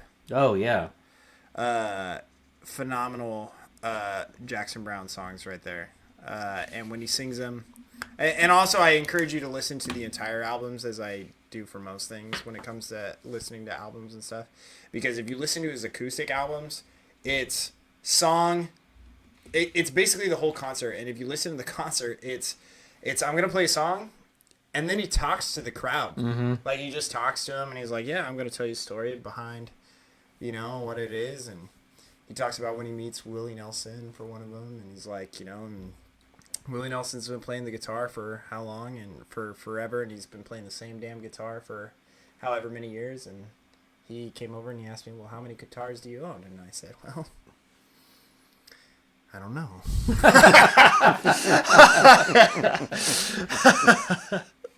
All right, I'm gonna bang out two. I'm gonna do three. I'm sure Colton has no idea what I'm gonna say. Andy might. Well, I know it's not Pearl Jam. Two of them. He might know two of the three. He might know three of the three. One is For Love of Money, covered by Bullet Boys, originally done by the OJs. So it's a heavy metal version of For Love of Money. Yeah, didn't know No that idea one. what you're saying. Number two is Chain of Fools, originally done by Aretha Franklin, yeah. then covered, great version by Little Caesar. No idea. Okay. You'll definitely know this one. Radar Love, originally done by Golden Earring, covered by White Lion. No idea. Yes. And White Lion's version is awesome. Actually, and Bullet Boy's version of OJ's is amazing. That golden earring. So that's my those are my three hairband covers of other people's music. I've got a few more. Actually, I'm gonna blitz through mine and you blitz through yours. I got a couple more. Through the rest of my whole thing? How many more do you have? Dude, you haven't been hitting people on my list. I don't know what to say. We've been throwing Van Halen out there a lot. Do we have California Girls on there? I did not. Okay. One more. Fast Car, Luke Combs. Oh, I was wondering if that was going to come up. Oh, Was that on yours? I have other ones. I'm not a huge, I have other I'm not ones. huge on the Luke Combs Fast Car song. It's fine. Keep going. No, I I'm going to keep going. You want me to start knocking out a few more in each one? Okay, so first off, if you haven't gotten the chance, me and Nolan listened to this song for the first time ever at a concert in Fresno. Eric Church put it on. And it was actually it was off of his first LP. If you haven't listened to Eric Church by now and you're listening to this podcast, I highly recommend that you Pray go for you. and that you listen to him.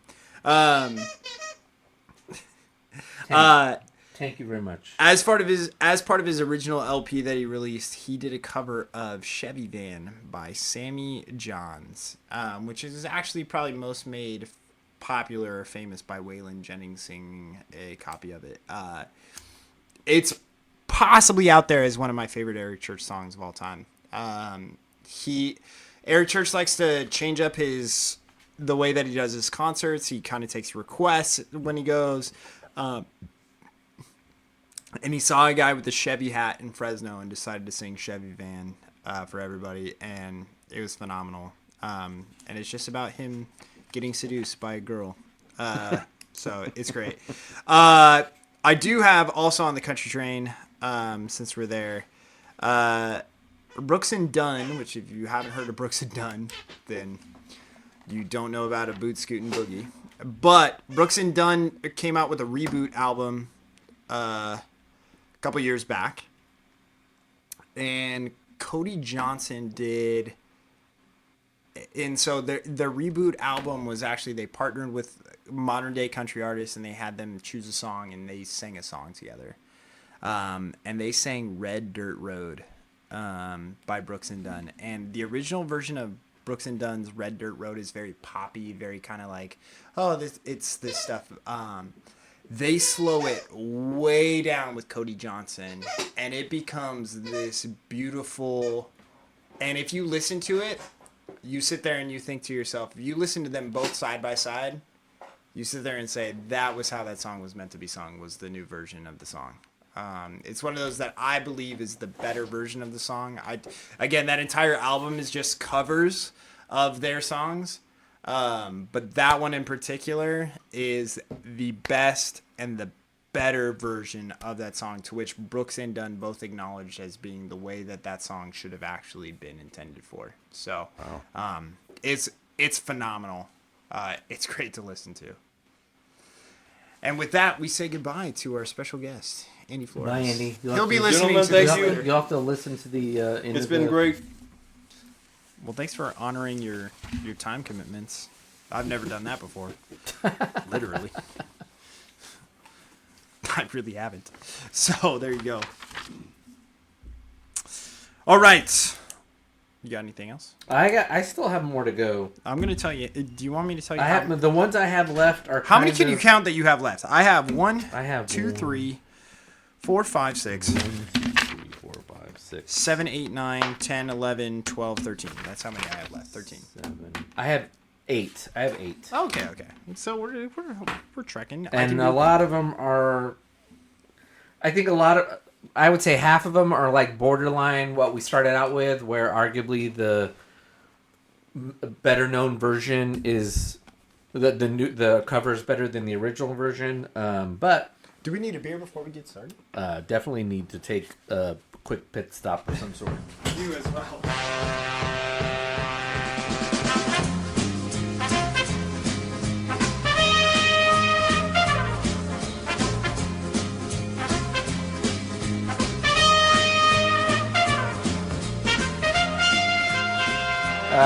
Okay. Well, you go since you have what 13. I have 8.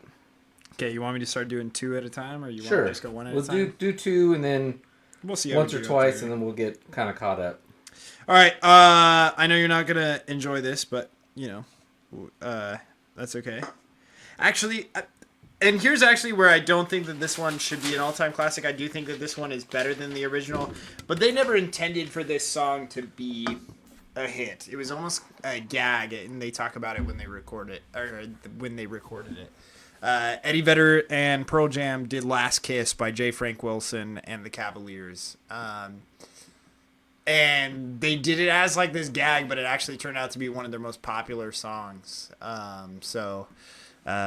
Again, I know you're not huge on the Pearl Jam. I'm fine with Pearl Jam. I think they're overrated, but they're also really good. Both those things can. Oh yeah. It's more Eddie's pretentiousness that bothers me. We should say that we're on to our third beer of the evening, which is the Palm Sway IPA Island Style India Pale Ale. And it's delicious. Coronado It's Brewing so Company. It won gold at the 2021 I didn't notice that. American Beer Festival. We also know another beer around here that's won gold before, Actually, but it actually won it in the IPA category. It's not in the hazy category. I got that at Sprouts. Oh no, it is actually in the IPA category. It is the English India Pale Ale or New Zealand IPA style. Interesting. Oh no, it's in the New Zealand style. So there you go. It's Okay. not in the hazy category. We're just making crap up now. I'm not you, but the beer people. It's like adding sports. We're adding pickleball to the Olympics so more people can get gold medals. Yeah. So Yeah, I got this at Sprouts, surprisingly. it's delicious. I haven't been to Sprouts yet, but can't wait to go. And I live in the town where Sprouts is. Bring your credit card because it's expensive. Yeah, I know. The beer wasn't though, but everything else. Whew. Number 20. It's not 25, but it was on my list. At 25, Free Falling, John Mayer. You know what? I debated that one. I'm not saying it's better than Tom It's Petty's. not, but it is. It's great. John It's does live. John does a lot of really great. I could have probably put 10 songs on here that John does. John does a version of Lenny, who I think was originally Stevie Ray Vaughan or somebody like that. He does it on his Why Georgia live album. It's amazing. John's the reason why in some ways, the reason why we're doing this podcast. Right. It is not easy to do covers. It sounds really easy, but one like was pointed out earlier, like know which one song to cover. Yeah. With the guy who tried to do Tears for Fears, like, yeah, you might not have want to done that one. That's really hard to do. If you're gonna show up and do that on a national show where you're trying to make a name for yourself, you better knock it out of the park. And then I think when it comes to John, He's smart enough to do his own spin on it. Well, I think one of the reasons why John's really good at covers is his great skill, and He's got a lot of them. he's got a lot of skills. Yeah. But what I find where he's the best, I have never heard a guitar player like him be able to mimic another guitar player like him. Yeah. He can pull off Hendrix. He can pull off Stevie Ray Vaughan. You're like, well, they're the same. No, they're slightly different. The last album that I really liked, he might have had another one out, was he basically ripped off Mark Knopfler and Dire Straits. There we go. He pulls off Mark Knopfler and Dire Straits guitar it sounds just like Mark Knopfler. That is not at all a criticism. He nails it. I mean, that requires getting down to what kind of equipment they're using and all that kind of stuff. It's so he's amazing at it. So, and I would say the other one on the list, but different. They don't mimic the thing. I don't have I have one White Stripe song in here. I probably could have put 10 on there, but I just didn't want to overwhelm my list with White Stripes. Yeah.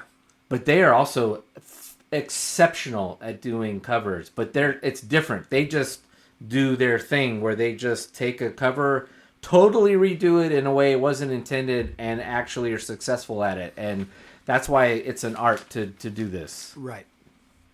One of the reasons why I was a little reluctant to do the concert stuff is I think concerts you can get away with it because you got people, they're excited, you're playing a song somebody else did, and so it doesn't quite, you don't have to quite like knock it out of the park. It's to your thing. It's like a communal thing. Like, oh, great, they're going to do this song we all love, and I love this band that's doing the thing that I love, and so we're all going to enjoy it. When it's in the studio and they think about it and they knock it out, it's Well, and Ashley, and you have it with concert. A lot of these that I have, or a couple of these that I have, were MTV Unplugged, which is where they did a. Well, that was the first one, big one you knocked off, which I had on my list as well. I think was the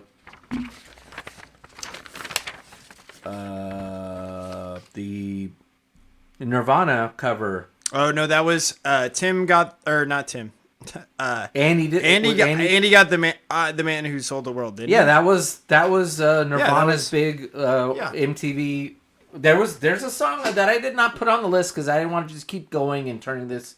I mean, I could have kept adding songs. I know, right? Same. There's a song that Mariah Carey did on her MTV Unplugged album. It's the last song on the album, and I think I'm 99% sure she's covering a Jackson 5 song, and she nails it out of the park. I think it's as good, if not better, than the Jackson 5 version. And part of it helps that her voice, because this is when she's probably early 20s. Yeah. Her voice is very similar to Michael Jackson's when he was 14 or whatever. Yep. But she nails it. It's amazing. And her whole... half that album is covers. She does covers of Carole King songs. She does covers of the other big female writer. Anyway, so yeah, a lot of those MTV Unplugged concerts that were really big in the early 90s, when did those stop? Those went into the thousands. For Okay, a bit, they were huge in the early 90s. Yeah. It was much, and a lot of it was them doing their own acoustic versions, which, to your point, we could have done a whole show on. Well, and I've got like a couple this. on here. Yeah, Where it's okay, like, so throw me another one. well, I mean, like, if we're going off of where they went unplugged, and I was like, this one I may get flack for, because again, actually, this is a phenomenal story, and so people need to know it. It's actually a local band, and local in the sense of it's an hour and a half away, but Korn, I didn't know Korn. the lead singer of I can't Korn, stand and Korn. that's okay.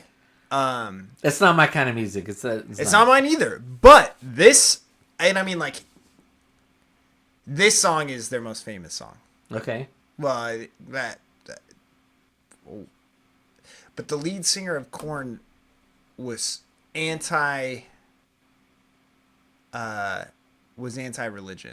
and really despised Christians and that kind of stuff. And he actually found God and changed his entire life around. I didn't know any of this. Yeah, I only knew them when they were godless. Yeah, no, religion haters. No, and he quit the band, and he still talks about it when he talks to people, and he's like, I still wish the best for all of them or whatever. No, he's good. like, but that Good for just him. wasn't my life for me.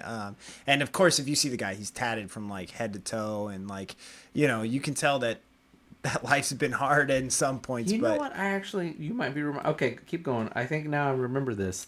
So he did "Freak on a Leash," which is again their most Yeah. famous, and he did it with himself, and he also did it with the lead singer of Evanescence. And so they both did a little acoustic cover of "Freak on a Leash," and it's really good.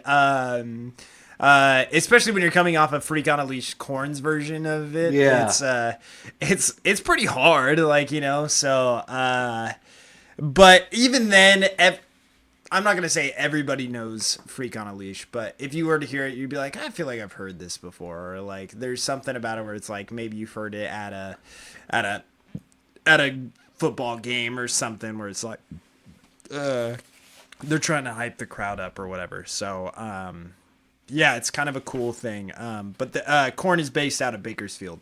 Yeah. So it's a really cool thing. The lead singer of Korn goes around, and he's now a public speaker at like churches and stuff all around. And he talks to people about what happened to him and just kind of how his life changed. So it's really cool. He even did it on VH1.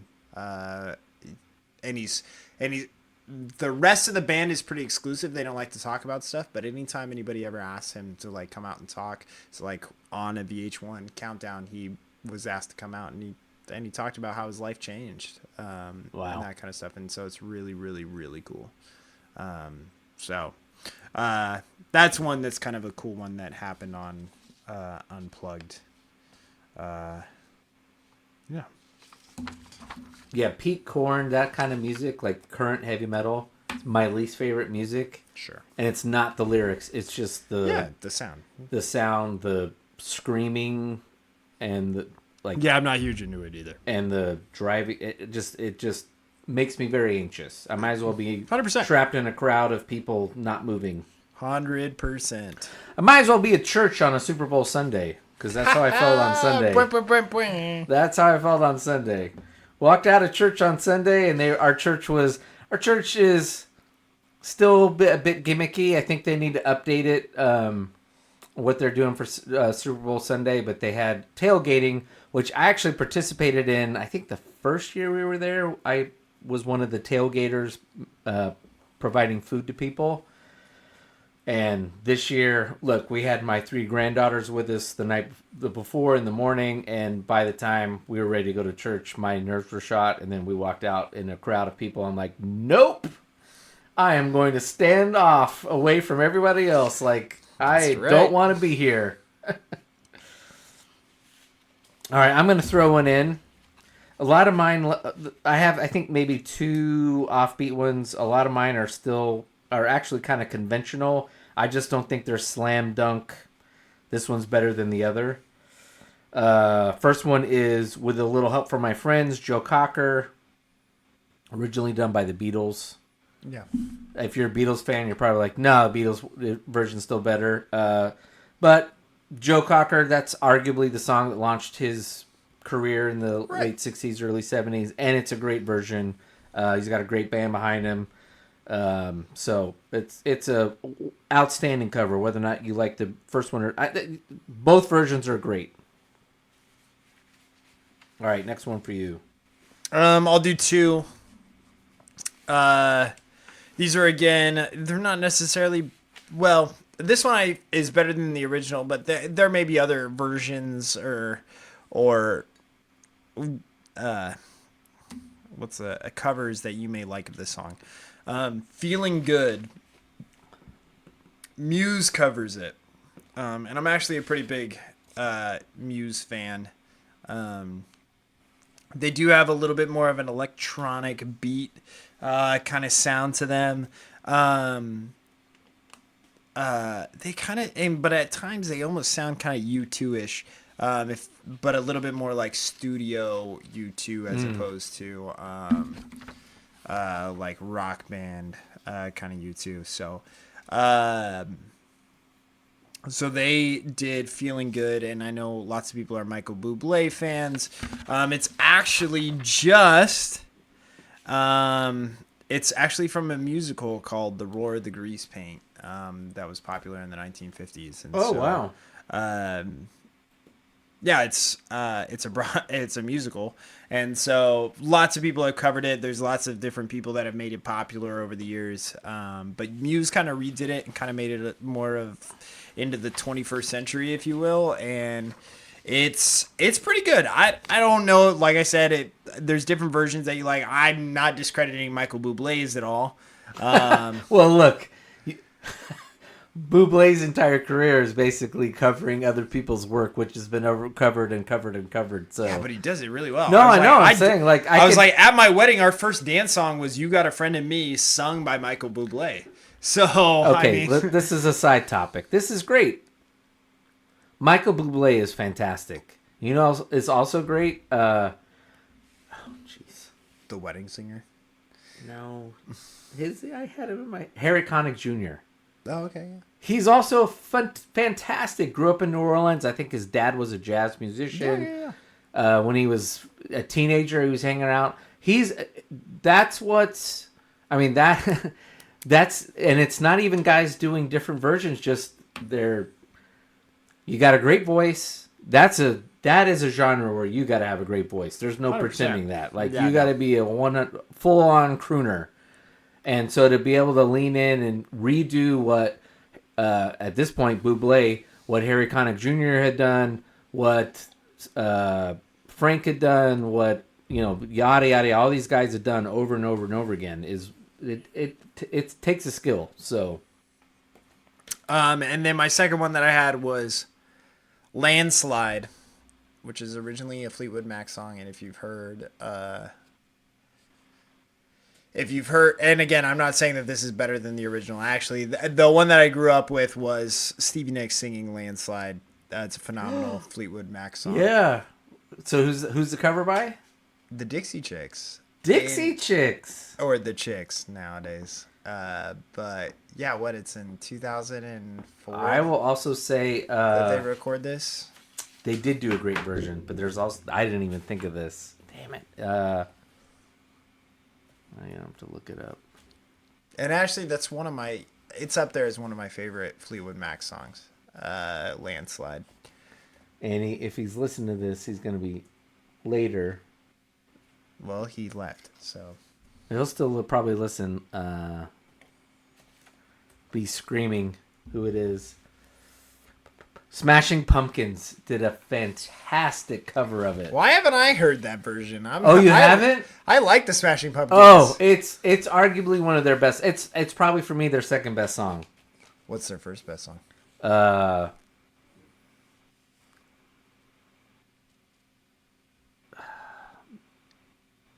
Well, that gets complicated because most people know the short version, and it's on, I think, their first album, and then it's on the single soundtrack, and it's called, I can't remember the name of it, but the long version's the one you want to get because there's a very long kind of guitar solo going on, but you can apparently only get that version if you live in the UK, which I don't understand why.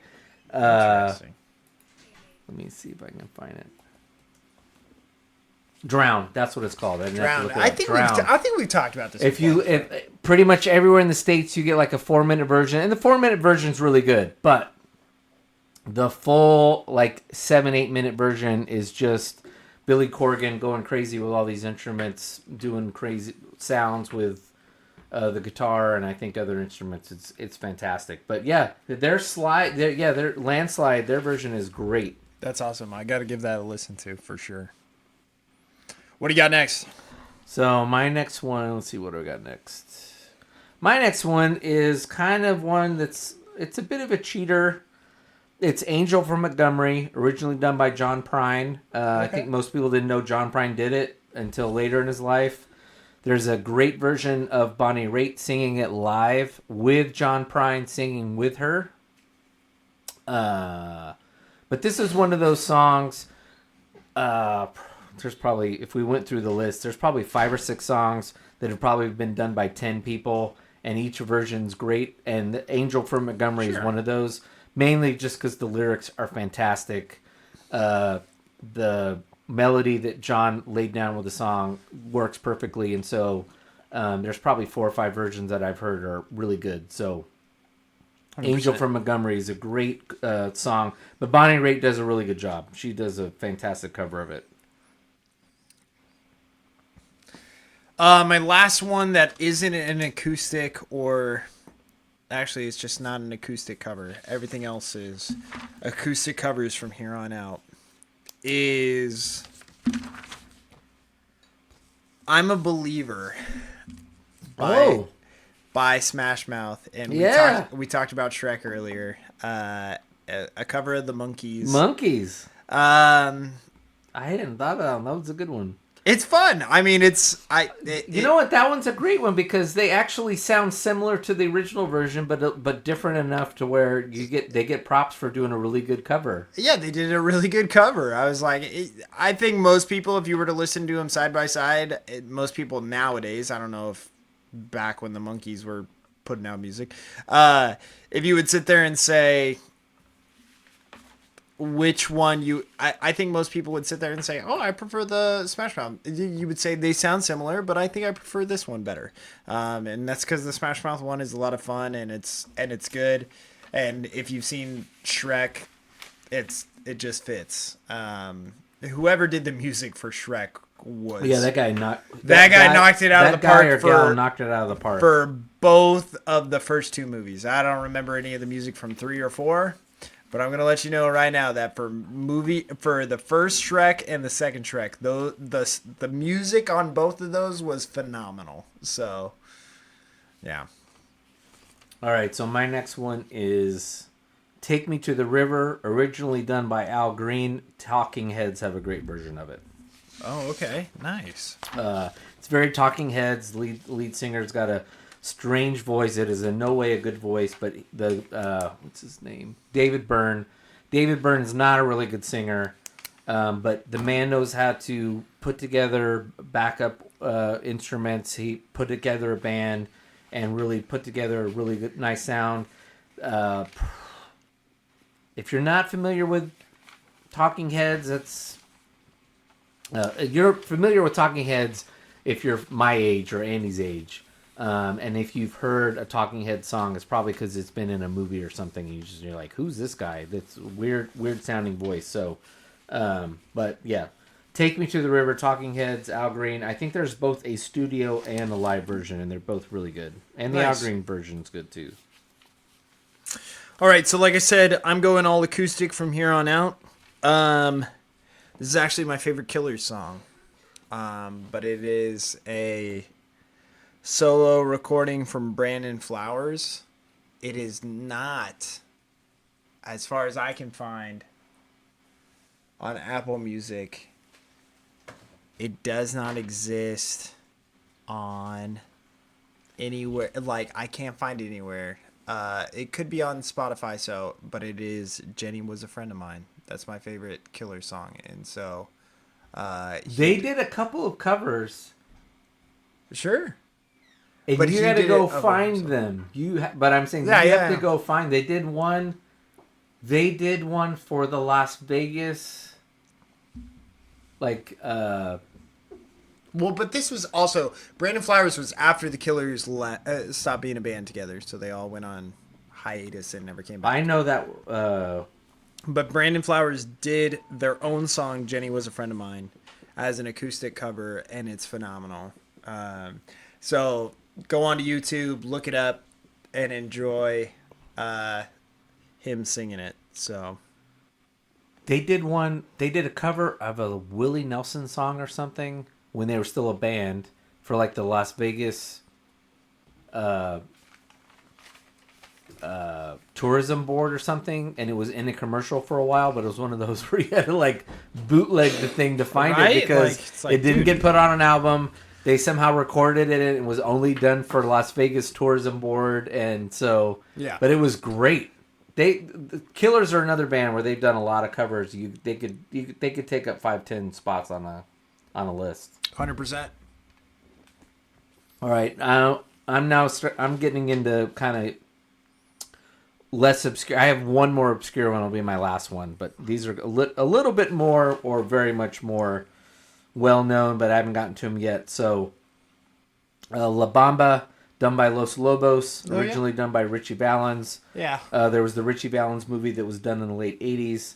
Los Lobos did a cover of it and Nice. Yeah, actually I know launched that one. Los Lobos' record. Until then, Los Lobos Yes. was like a local East LA, Los Angeles band who were outstanding musicians. The lead singer was really good. And it launched them into like probably 3 or 4 albums, successful albums, and so good for them. But they did a really good cover of it, and also let people know that when all these white boys and at this point, actually, to be perfectly blunt, this point Hollywood had kind of gone out of its way to make it clear like there was a lot of white guys and there was a lot of black guys who led to rock and roll. It wasn't just Elvis. There was black guys. But we didn't really know a lot about Richie Valens, and so this movie made it clear, like, no, there's this Mexican guy from Southern California, and he was also actually very instrumental, and unfortunately, like 3 or 4 other people, he died on an airplane and cut his career short. We probably would have known a lot more about him. So, good job, Los Lobos, and props to them. They did a modern redo of the original version. They didn't try to remake it. Nice. What's next for you? I'm gonna give you 3, mainly because they're in the same genre or genre-esque. You can come at me, but actually they're all Seattle sound. Okay. So first off is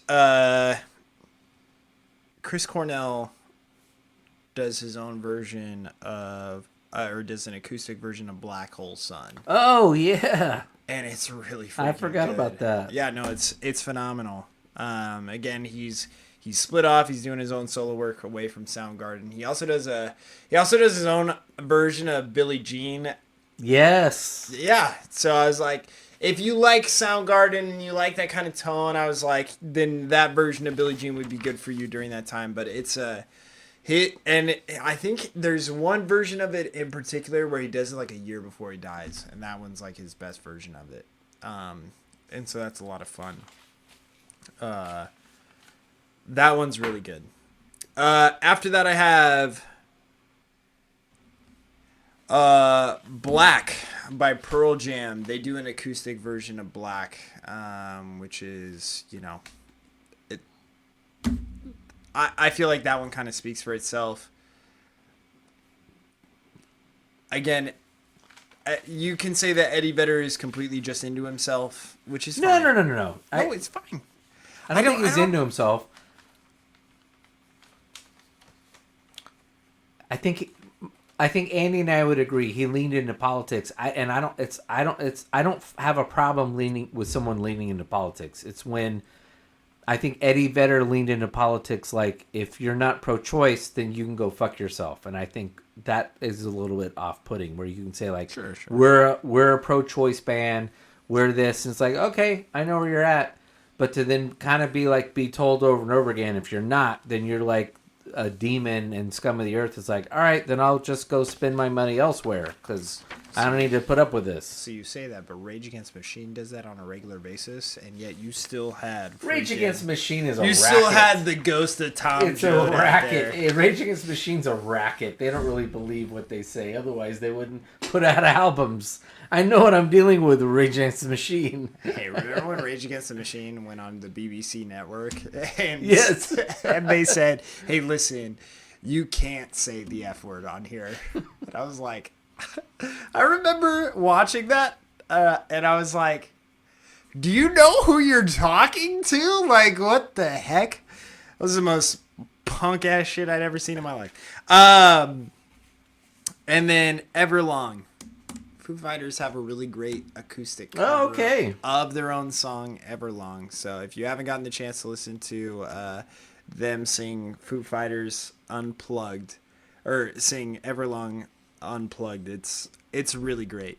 Highly recommend to anybody. And I'm actually not a huge Foo Fighters fan.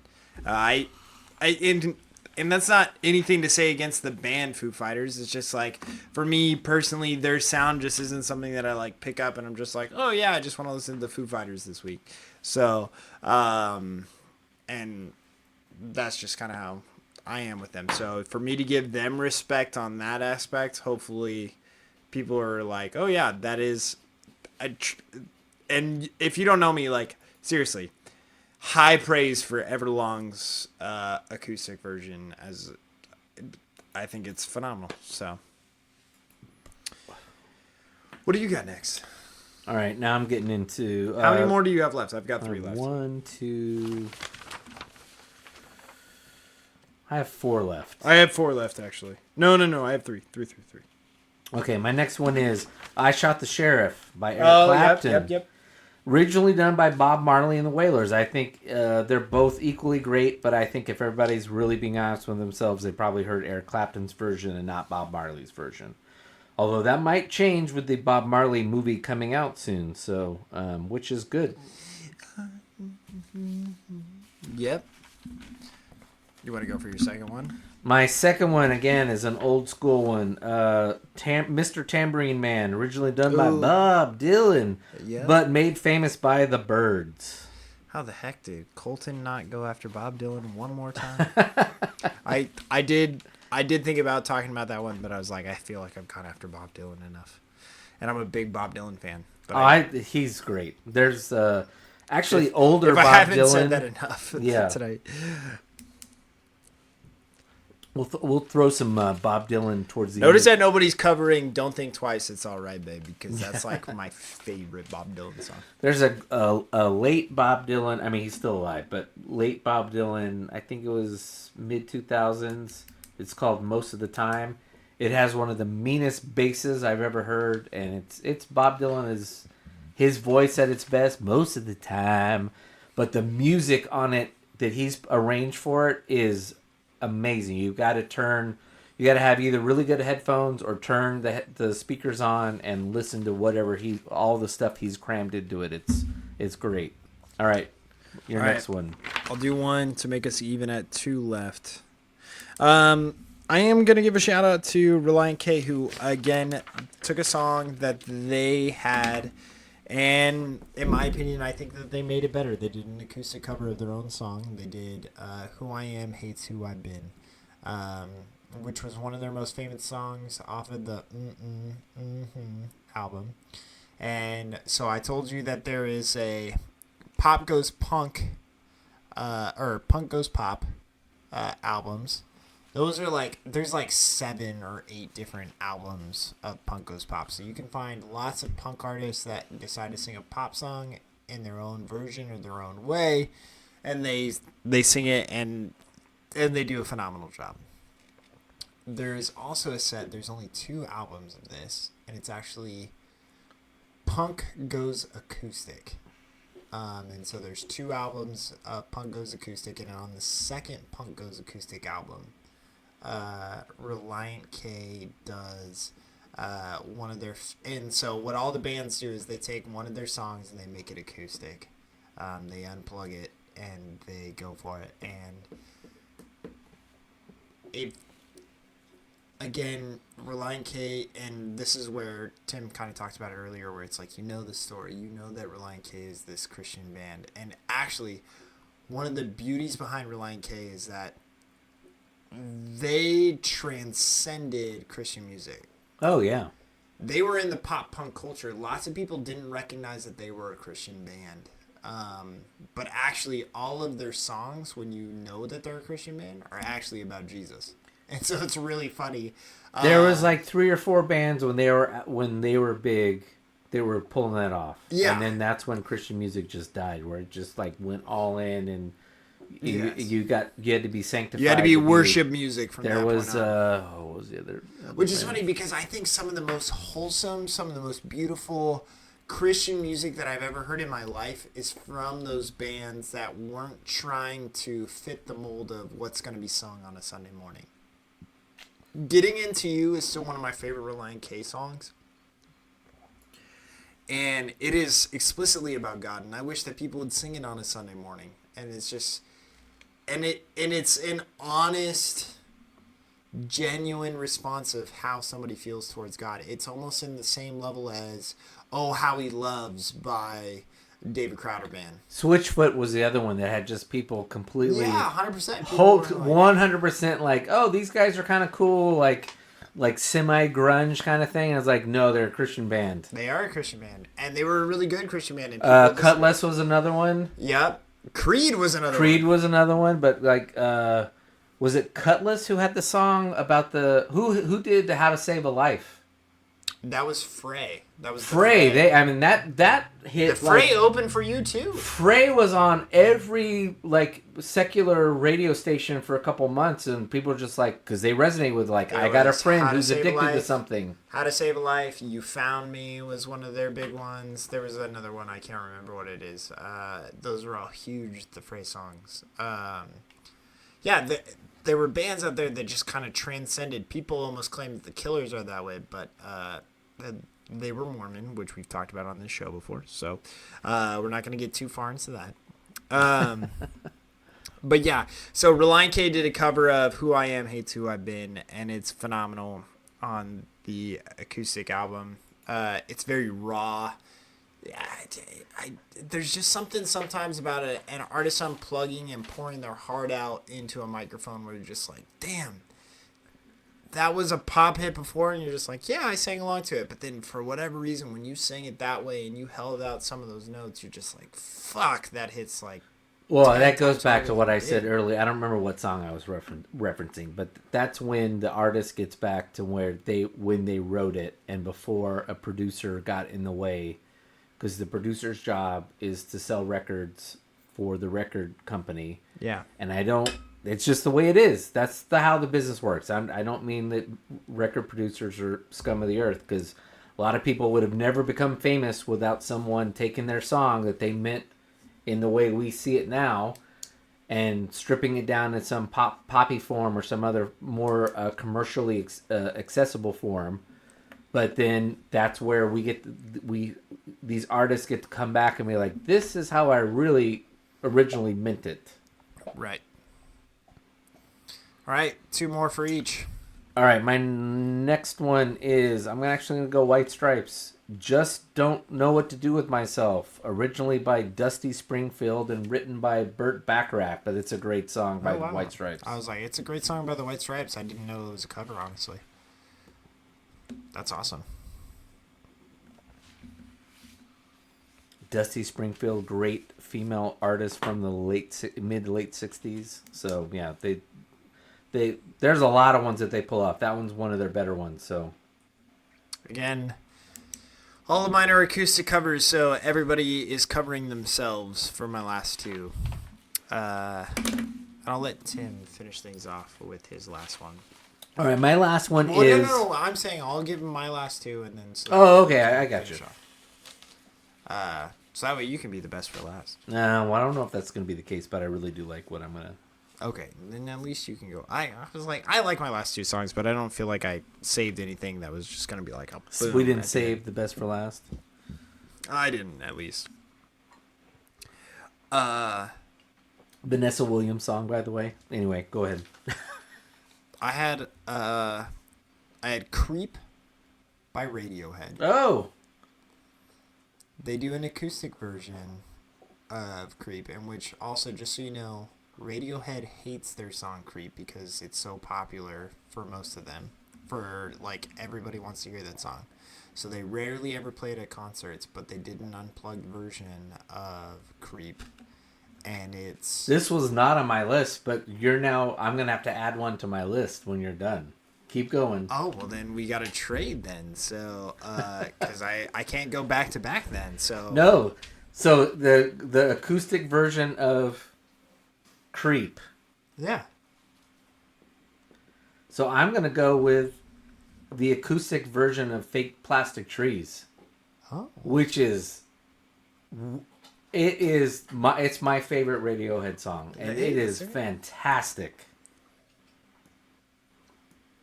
This is great. Tim's happy. I am. Tim's like, I've got music to listen to for the next week. He's gonna toss these all on a.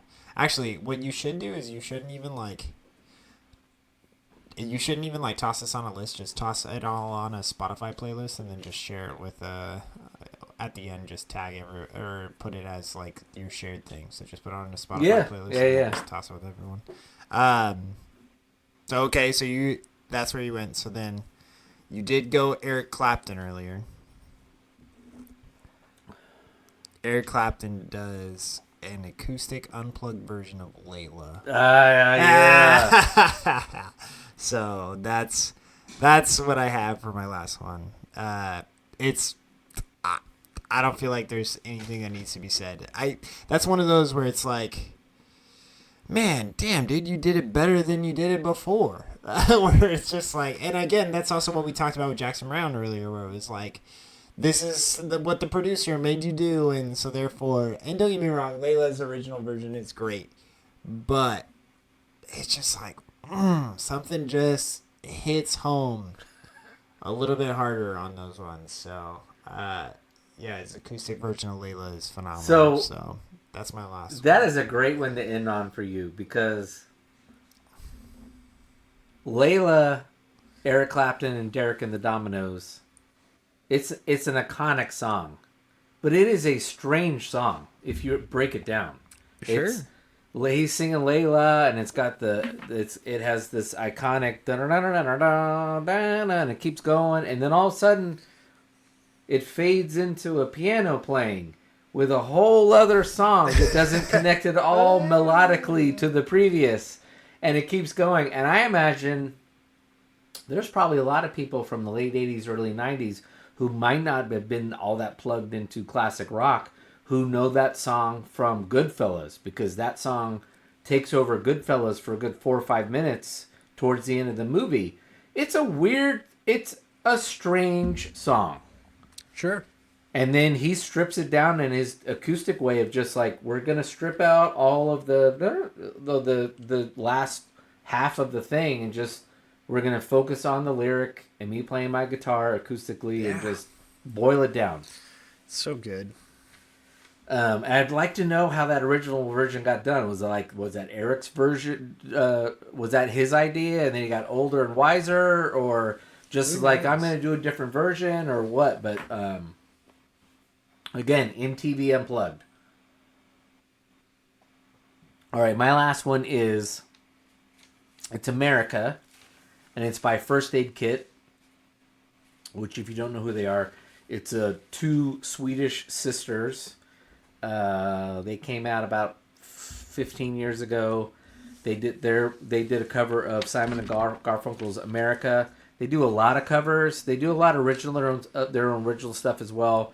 The two sisters have amazing harmonies, which works perfectly for Simon and Garfunkel, because that's what they were to do a cover of that. But they're an interesting band. If you want to maybe listen to that, a couple of their early albums, and you're interested in finding out more about them, go to YouTube. Don't listen to their albums, because there's stuff that they were doing on Swedish television before they got famous, and they have a proclivity towards what's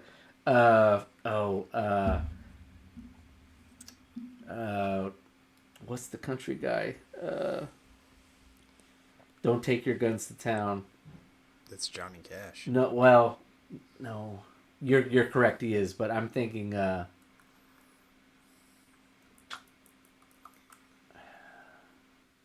mid-80s with Dolly Parton? With Dolly Parton, Islands in the Stream. I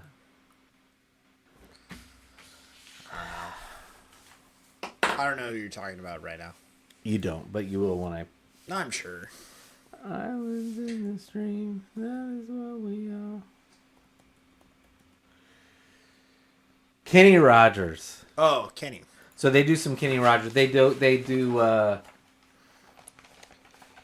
They do a lot. You gotta know when to hold They do a it. lot of cover. They do a lot of covers from the Gambler album. You gotta know when. But what I really like from them is there's a concert someone recorded where it's they're these two little Swedish girls, but they have this big band behind them, and they do a live version of War Pigs by Black Sabbath. Oh, dude.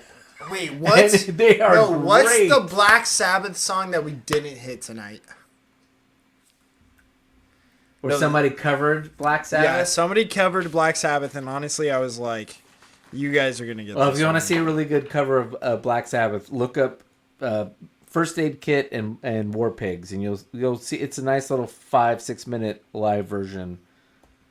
Well, I don't know. I'm a big fan of War Pigs, so Well, they have a guitar player who does the guitar really well. So we're missing a Black Sabbath song tonight. There's definitely a Black Sabbath song.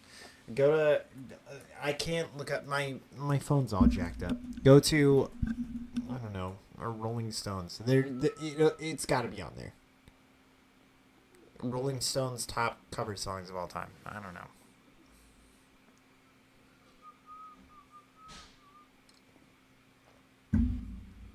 What do you got?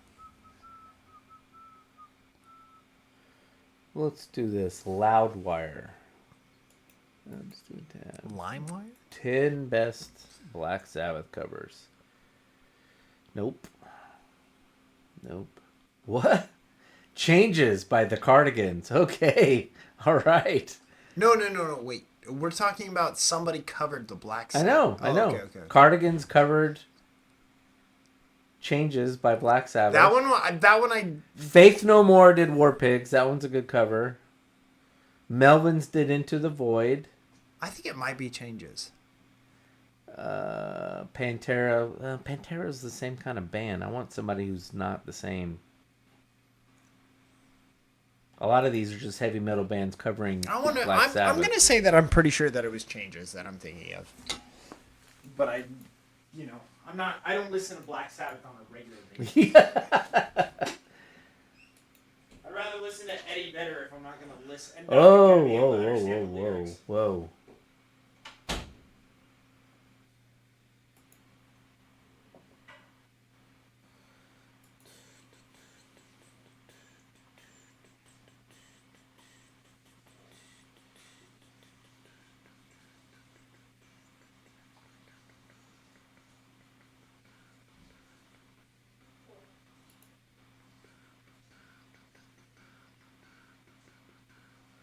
That must be it. It must be the Changes by the Cardigans. It is changing. I'm like pretty sure. Because the Cardigans are 180 degrees from Black Sabbath. Well, so are the Melvins.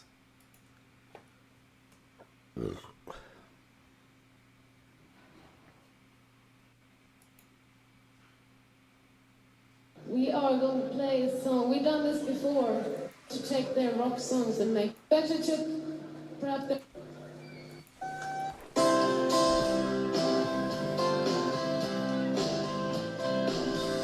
Yes, this is the one. I feel unhappy. I feel so sad. I lost the best friend that I ever had. He was my man. All right. Any last minute additions you want to make to your list? No, I think we got them all in. I still do want to say that a couple of things that we didn't cover tonight is, and actually one of the things that I have been listening to this week besides Irish drinking songs is I did listen to George Jones' gospel album this week, and so there are a couple things that we didn't cover. There are lots of people that and that's where actually I didn't include when we talked about earlier about Metallica. I was like, I didn't really acknowledge it because I was like, yeah, it's this old folk song that's been sung for ages and ages. But I also feel that way about gospel music, where you can find phenomenal covers of gospel music. My wife, I introduced her to George Jones' version of Amazing Grace this last week. And again, when we talked about somebody's soul almost kind of pours out in a song or whatever. And so, and just so we're clear, if you've never listened to George Jones before, it seems like every song there is almost like a cry for help that almost kind of comes out through what it is that he's singing. And so those are kind of one of those honorable mention type things where it's like, all right, so maybe you've listened to this or you've listened to that, and that is something that I can't sit there and acknowledge. Tim and I also talked about there's lots of different covers that exist. There's bands that have recorded whole albums that are just covers that are all good, but maybe we only mention one song from there and you may feel like you jicked them on this or whatever. And that's okay. These are just the ones that maybe hit our preference. We did, and that's why we kind of categorized them in the whole idea of these are the non-negotiables, and then these are the ones that are our favorites or whatever. And then we had, these are some of the concerts, the acoustic versions, that kind of stuff.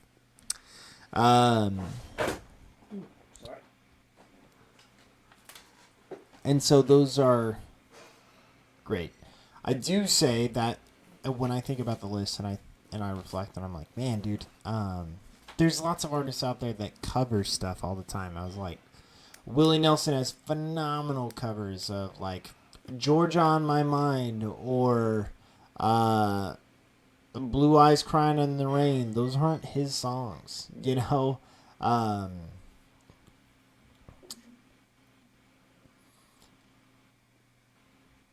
Music, again, what we talked about at one point is almost this thing where it's like, and what Tim and I were talking about on Friday with another buddy of ours is where it's like, how do we make this thing more communal? Yeah. Or what is it about this? And so when I talked about the gospel part, or when I talked about these gospel songs, or when I talk about whatever, it's music does connect us. No matter what we say, I can connect with students immediately if I enjoy a song that they enjoy. In my profession, there's something about enjoying music together as a community that means something. And you've also heard on this podcast before how much I despise worship music on a Sunday morning, to which I don't show up for it. Okay, but yet I do have to acknowledge the power that it has, the power that just using our voices in either dragging them out or using them to the sound of a guitar or a drum or whatever, and how that connects people is a huge deal. And that's where covers, if you're a cover snob, because you're like, you fall into the genetic fallacy, which believes that whatever is the origin of the song is therefore the greatest version of the song. I just want you to consider that actually what this does is it spreads out the message to a wider audience of what that music was trying to do or what it is that it was trying to accomplish. So if they take a different take on it, especially, it's where it's like, I don't know if the African American community would have listened to Walk This Way by Aerosmith if it wasn't for the fact that Run DMC sampled them and collaborated with them for their music. I don't know if people that listen, or the punk community would have listened to the song Jolene by Dolly Parton if it wasn't for the White Stripes. And which Jolene is a phenomenal country song. It's up there as one of the top country songs that Dolly Parton has ever produced. And if you don't, or come out with, and if you don't think that Dolly Parton is one of the queens of country music, then you don't understand country music. You don't know who the queens are.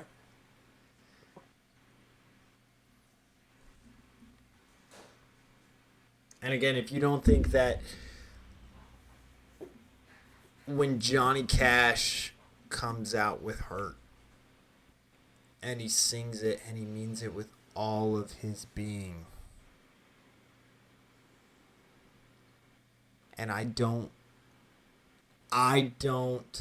hold it against people when they sit there and they say that that's Johnny Cash's song, because again, that's what Bono, Bono recognized.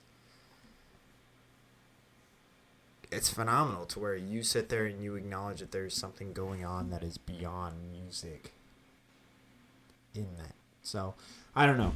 That's where our covers conversation tonight, where we have to acknowledge that what Tim and I are doing is actually acknowledging the power of music, and that it's not necessarily dedicated to a Sunday morning, or it's not, well, a Sunday morning coming down. And it's not dedicated, or it's not necessarily designated in this kind of, like I said, it goes back to that conversation on Friday. It's not designated just to concerts or whatever. It's that there's a message that they're trying to communicate, into which we all feel, and if we listen to it, those people become a part of our community that do listen to that song, and they feel like something resonates with them. That's why us, a part of the pop punk culture, always say it wasn't a phase, Mom. It's a lifestyle. And it's because a lot of that music has to do with a lot of emotional stuff. And hopefully not leading to suicide. But, yeah. Anything you want to say, Tim? I'm gonna continue to pull on that thread.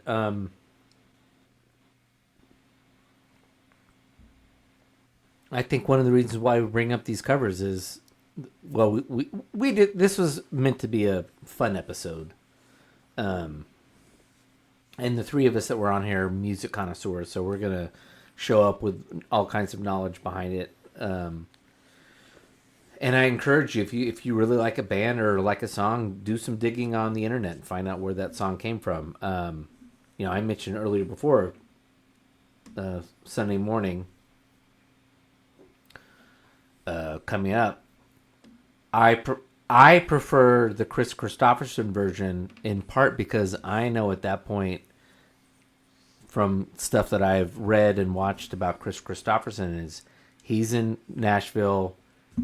He's a former Vietnam vet. He's kind of trying to find himself. He's lost, and I know at some point, relatively soon after he writes the song, he stumbles into a little country church.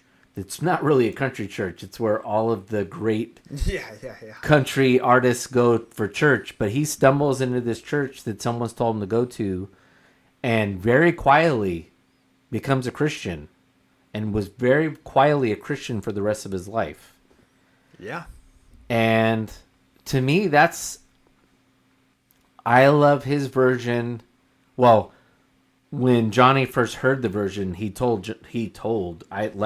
reason why I also like it is when Johnny first heard Chris singing it to him and saying, like, you should do this, Johnny said, no, you should sing the song. And Chris's response was, I'm not a singer, I'm just a writer. Johnny knew that there was talent behind that, and Chris hadn't seen it at that point. But it's also that lost... the songs that I really enjoy... I don't need to show up to church on a Sunday hearing someone who's got it all together, who's nice and I don't mean to denigrate the people who show up on Sunday and play at church and all that kind of stuff. They're doing what they're called to do.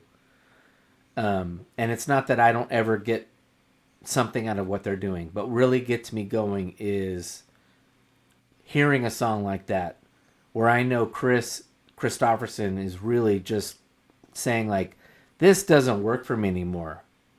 this is empty. There's got to be more to life than this. And yet, I don't know what life is. And at some point, he finds that life. To the same point, Amazing Grace resonates with me. I knew about the background of who wrote Amazing Grace, but I encourage you to watch the Amazing Grace movie if you haven't seen it, and it's not a phenomenal movie, but to see the actor portray the person who wrote it and weep openly and say, I see dead faces when I go to sleep at night of all of the people that I transported across the Atlantic, these beautiful black babies, these beautiful black men and women. That's how that song is built on a guy who was guilty of participating in the slave trade. It adds a whole other layer, particularly today in the United States. That is like the worst thing. Being a slave trader is like being a member of the Nazi Party and gassing Jews in the 1940s. It's the unforgivable sin of the United States. And for someone, yes, he's not American, he's English, but to have participated in that and to find the only place of forgiveness and peace and refuge is from the saving grace of Jesus Christ. That just adds to that song so that it's impossible for me not to hear that song. And it's not because I've heard it a million times to where it's almost cliche at a funeral. It's just, I know where this guy's coming from. And part of me says, I'm not as bad as that guy. And part of me says, no, I've done worse things in my mind that no one ever knows about. And I'm worse than that guy is. Right. And so, when it does come to a lot of these songs where knowing what the background is and knowing where people come from, whether they be Christian or not, or as we've talked about with movies, whether or not that person doesn't mean it as a Christian song, but for somehow that resonates with you as someone who's a believer who's struggling with something, and apply that to it. You know, you don't have to walk up to them later and say, "Hey, I really like that song. You know, it really spoke to me as a Christian." They're going to be like, "Okay, whatever." But you know, a lot of understanding where these artists come from, yeah. They're playing in front of large groups of people. They're filthy rich and all that, but no great art is made from a place of comfort and people feeling really good for themselves. These are people who still have profound insecurities. You know, John Mayer is no different than Taylor Swift. They have, for some reason, profound insecurities when it comes to the opposite sex, and it makes for great art. Apparently. But again, yeah, some of these, and to take that to where you're talking about with the hymns, I think a lot of where I'm frustrated with current Christian music, and we've talked about it before, is a lot of it's just so superficial. It is. And it's superficial, I think, unfortunately, because we have people who haven't really gone through much. They've grown up in the church. They went to Christian private school. They went to Christian college. They haven't, I don't want to criticize someone for not having some huge crisis in their life, like, you know, out of wedlock baby in their teens or something. But sure. I find just sometimes, even when I hear them being interviewed on, I went through this tough time when I wrote this. It's like, I just don't know. Again, it's not. I don't want to focus on the criticism of them saying you haven't really gone through things. It's more of where I know someone's truly come out of the depths. Yeah. They weren't a believer their entire lives. They had reached rock bottom and they had said, "This is not working. I finally give up." I mean, you know, Jesus, take the wheel. I mean, that's the beginning of her career, but it's like the quintessential song of like, I'm not in control. When I'm in control, nothing works. Yeah, but that's also what I'm saying is that we go back to the original argument that was started at the start of this podcast, where when Johnny Cash sings "Hurt," you know, and you don't have to know. No. If you know, then it adds a whole other level. Then it adds a whole other level. It's but dripping you don't through. have to know where you are just like. John Rubin has told. Well, I don't think John Rubin had to do anything, which is why I think John Rubin did the album. But yeah, it just Johnny roll, and Johnny lets it all hang out. I'm hurt, like that's that whole concept where it's just like I don't get that from today's singers. I think that they have I get from them what I felt at Hume Lake, where there's this desire for emotional connection in their voice, and I get that 99% of the time when it comes to Christian music. But that's where I also talked about with Reliant K and with Creed, where it was like what they were talking about and what they were singing about, and even with U2, where it's like, man, that's so raw. Where this is something that is relatable.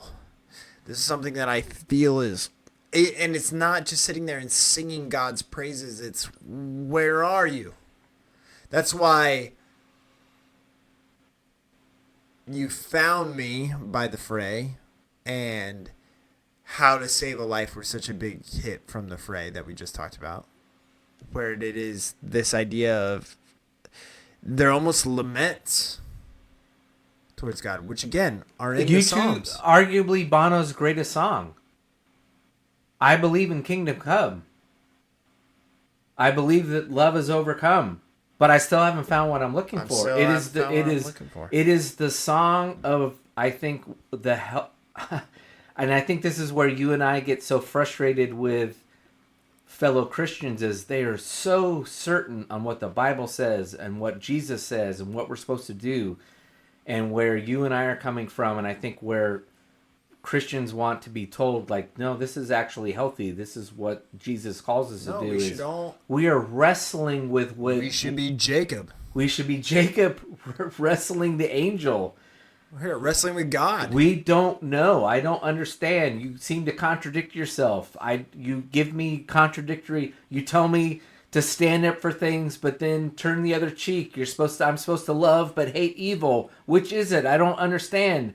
And I think... And Bono exudes that all throughout his music of, I don't have this figured out. I'm struggling with it. But what I do know is Jesus' love. Yeah, and what I do is I will not let you go until you bless me.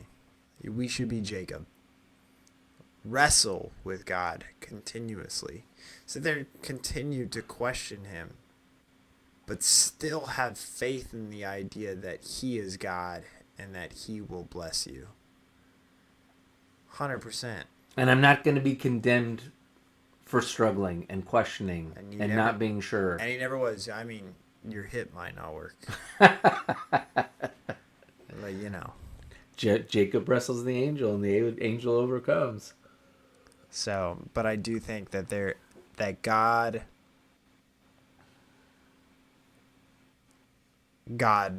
acknowledges our struggle with him and rewards our struggle with him. He gives him his new name after that. Yeah. He is Israel. And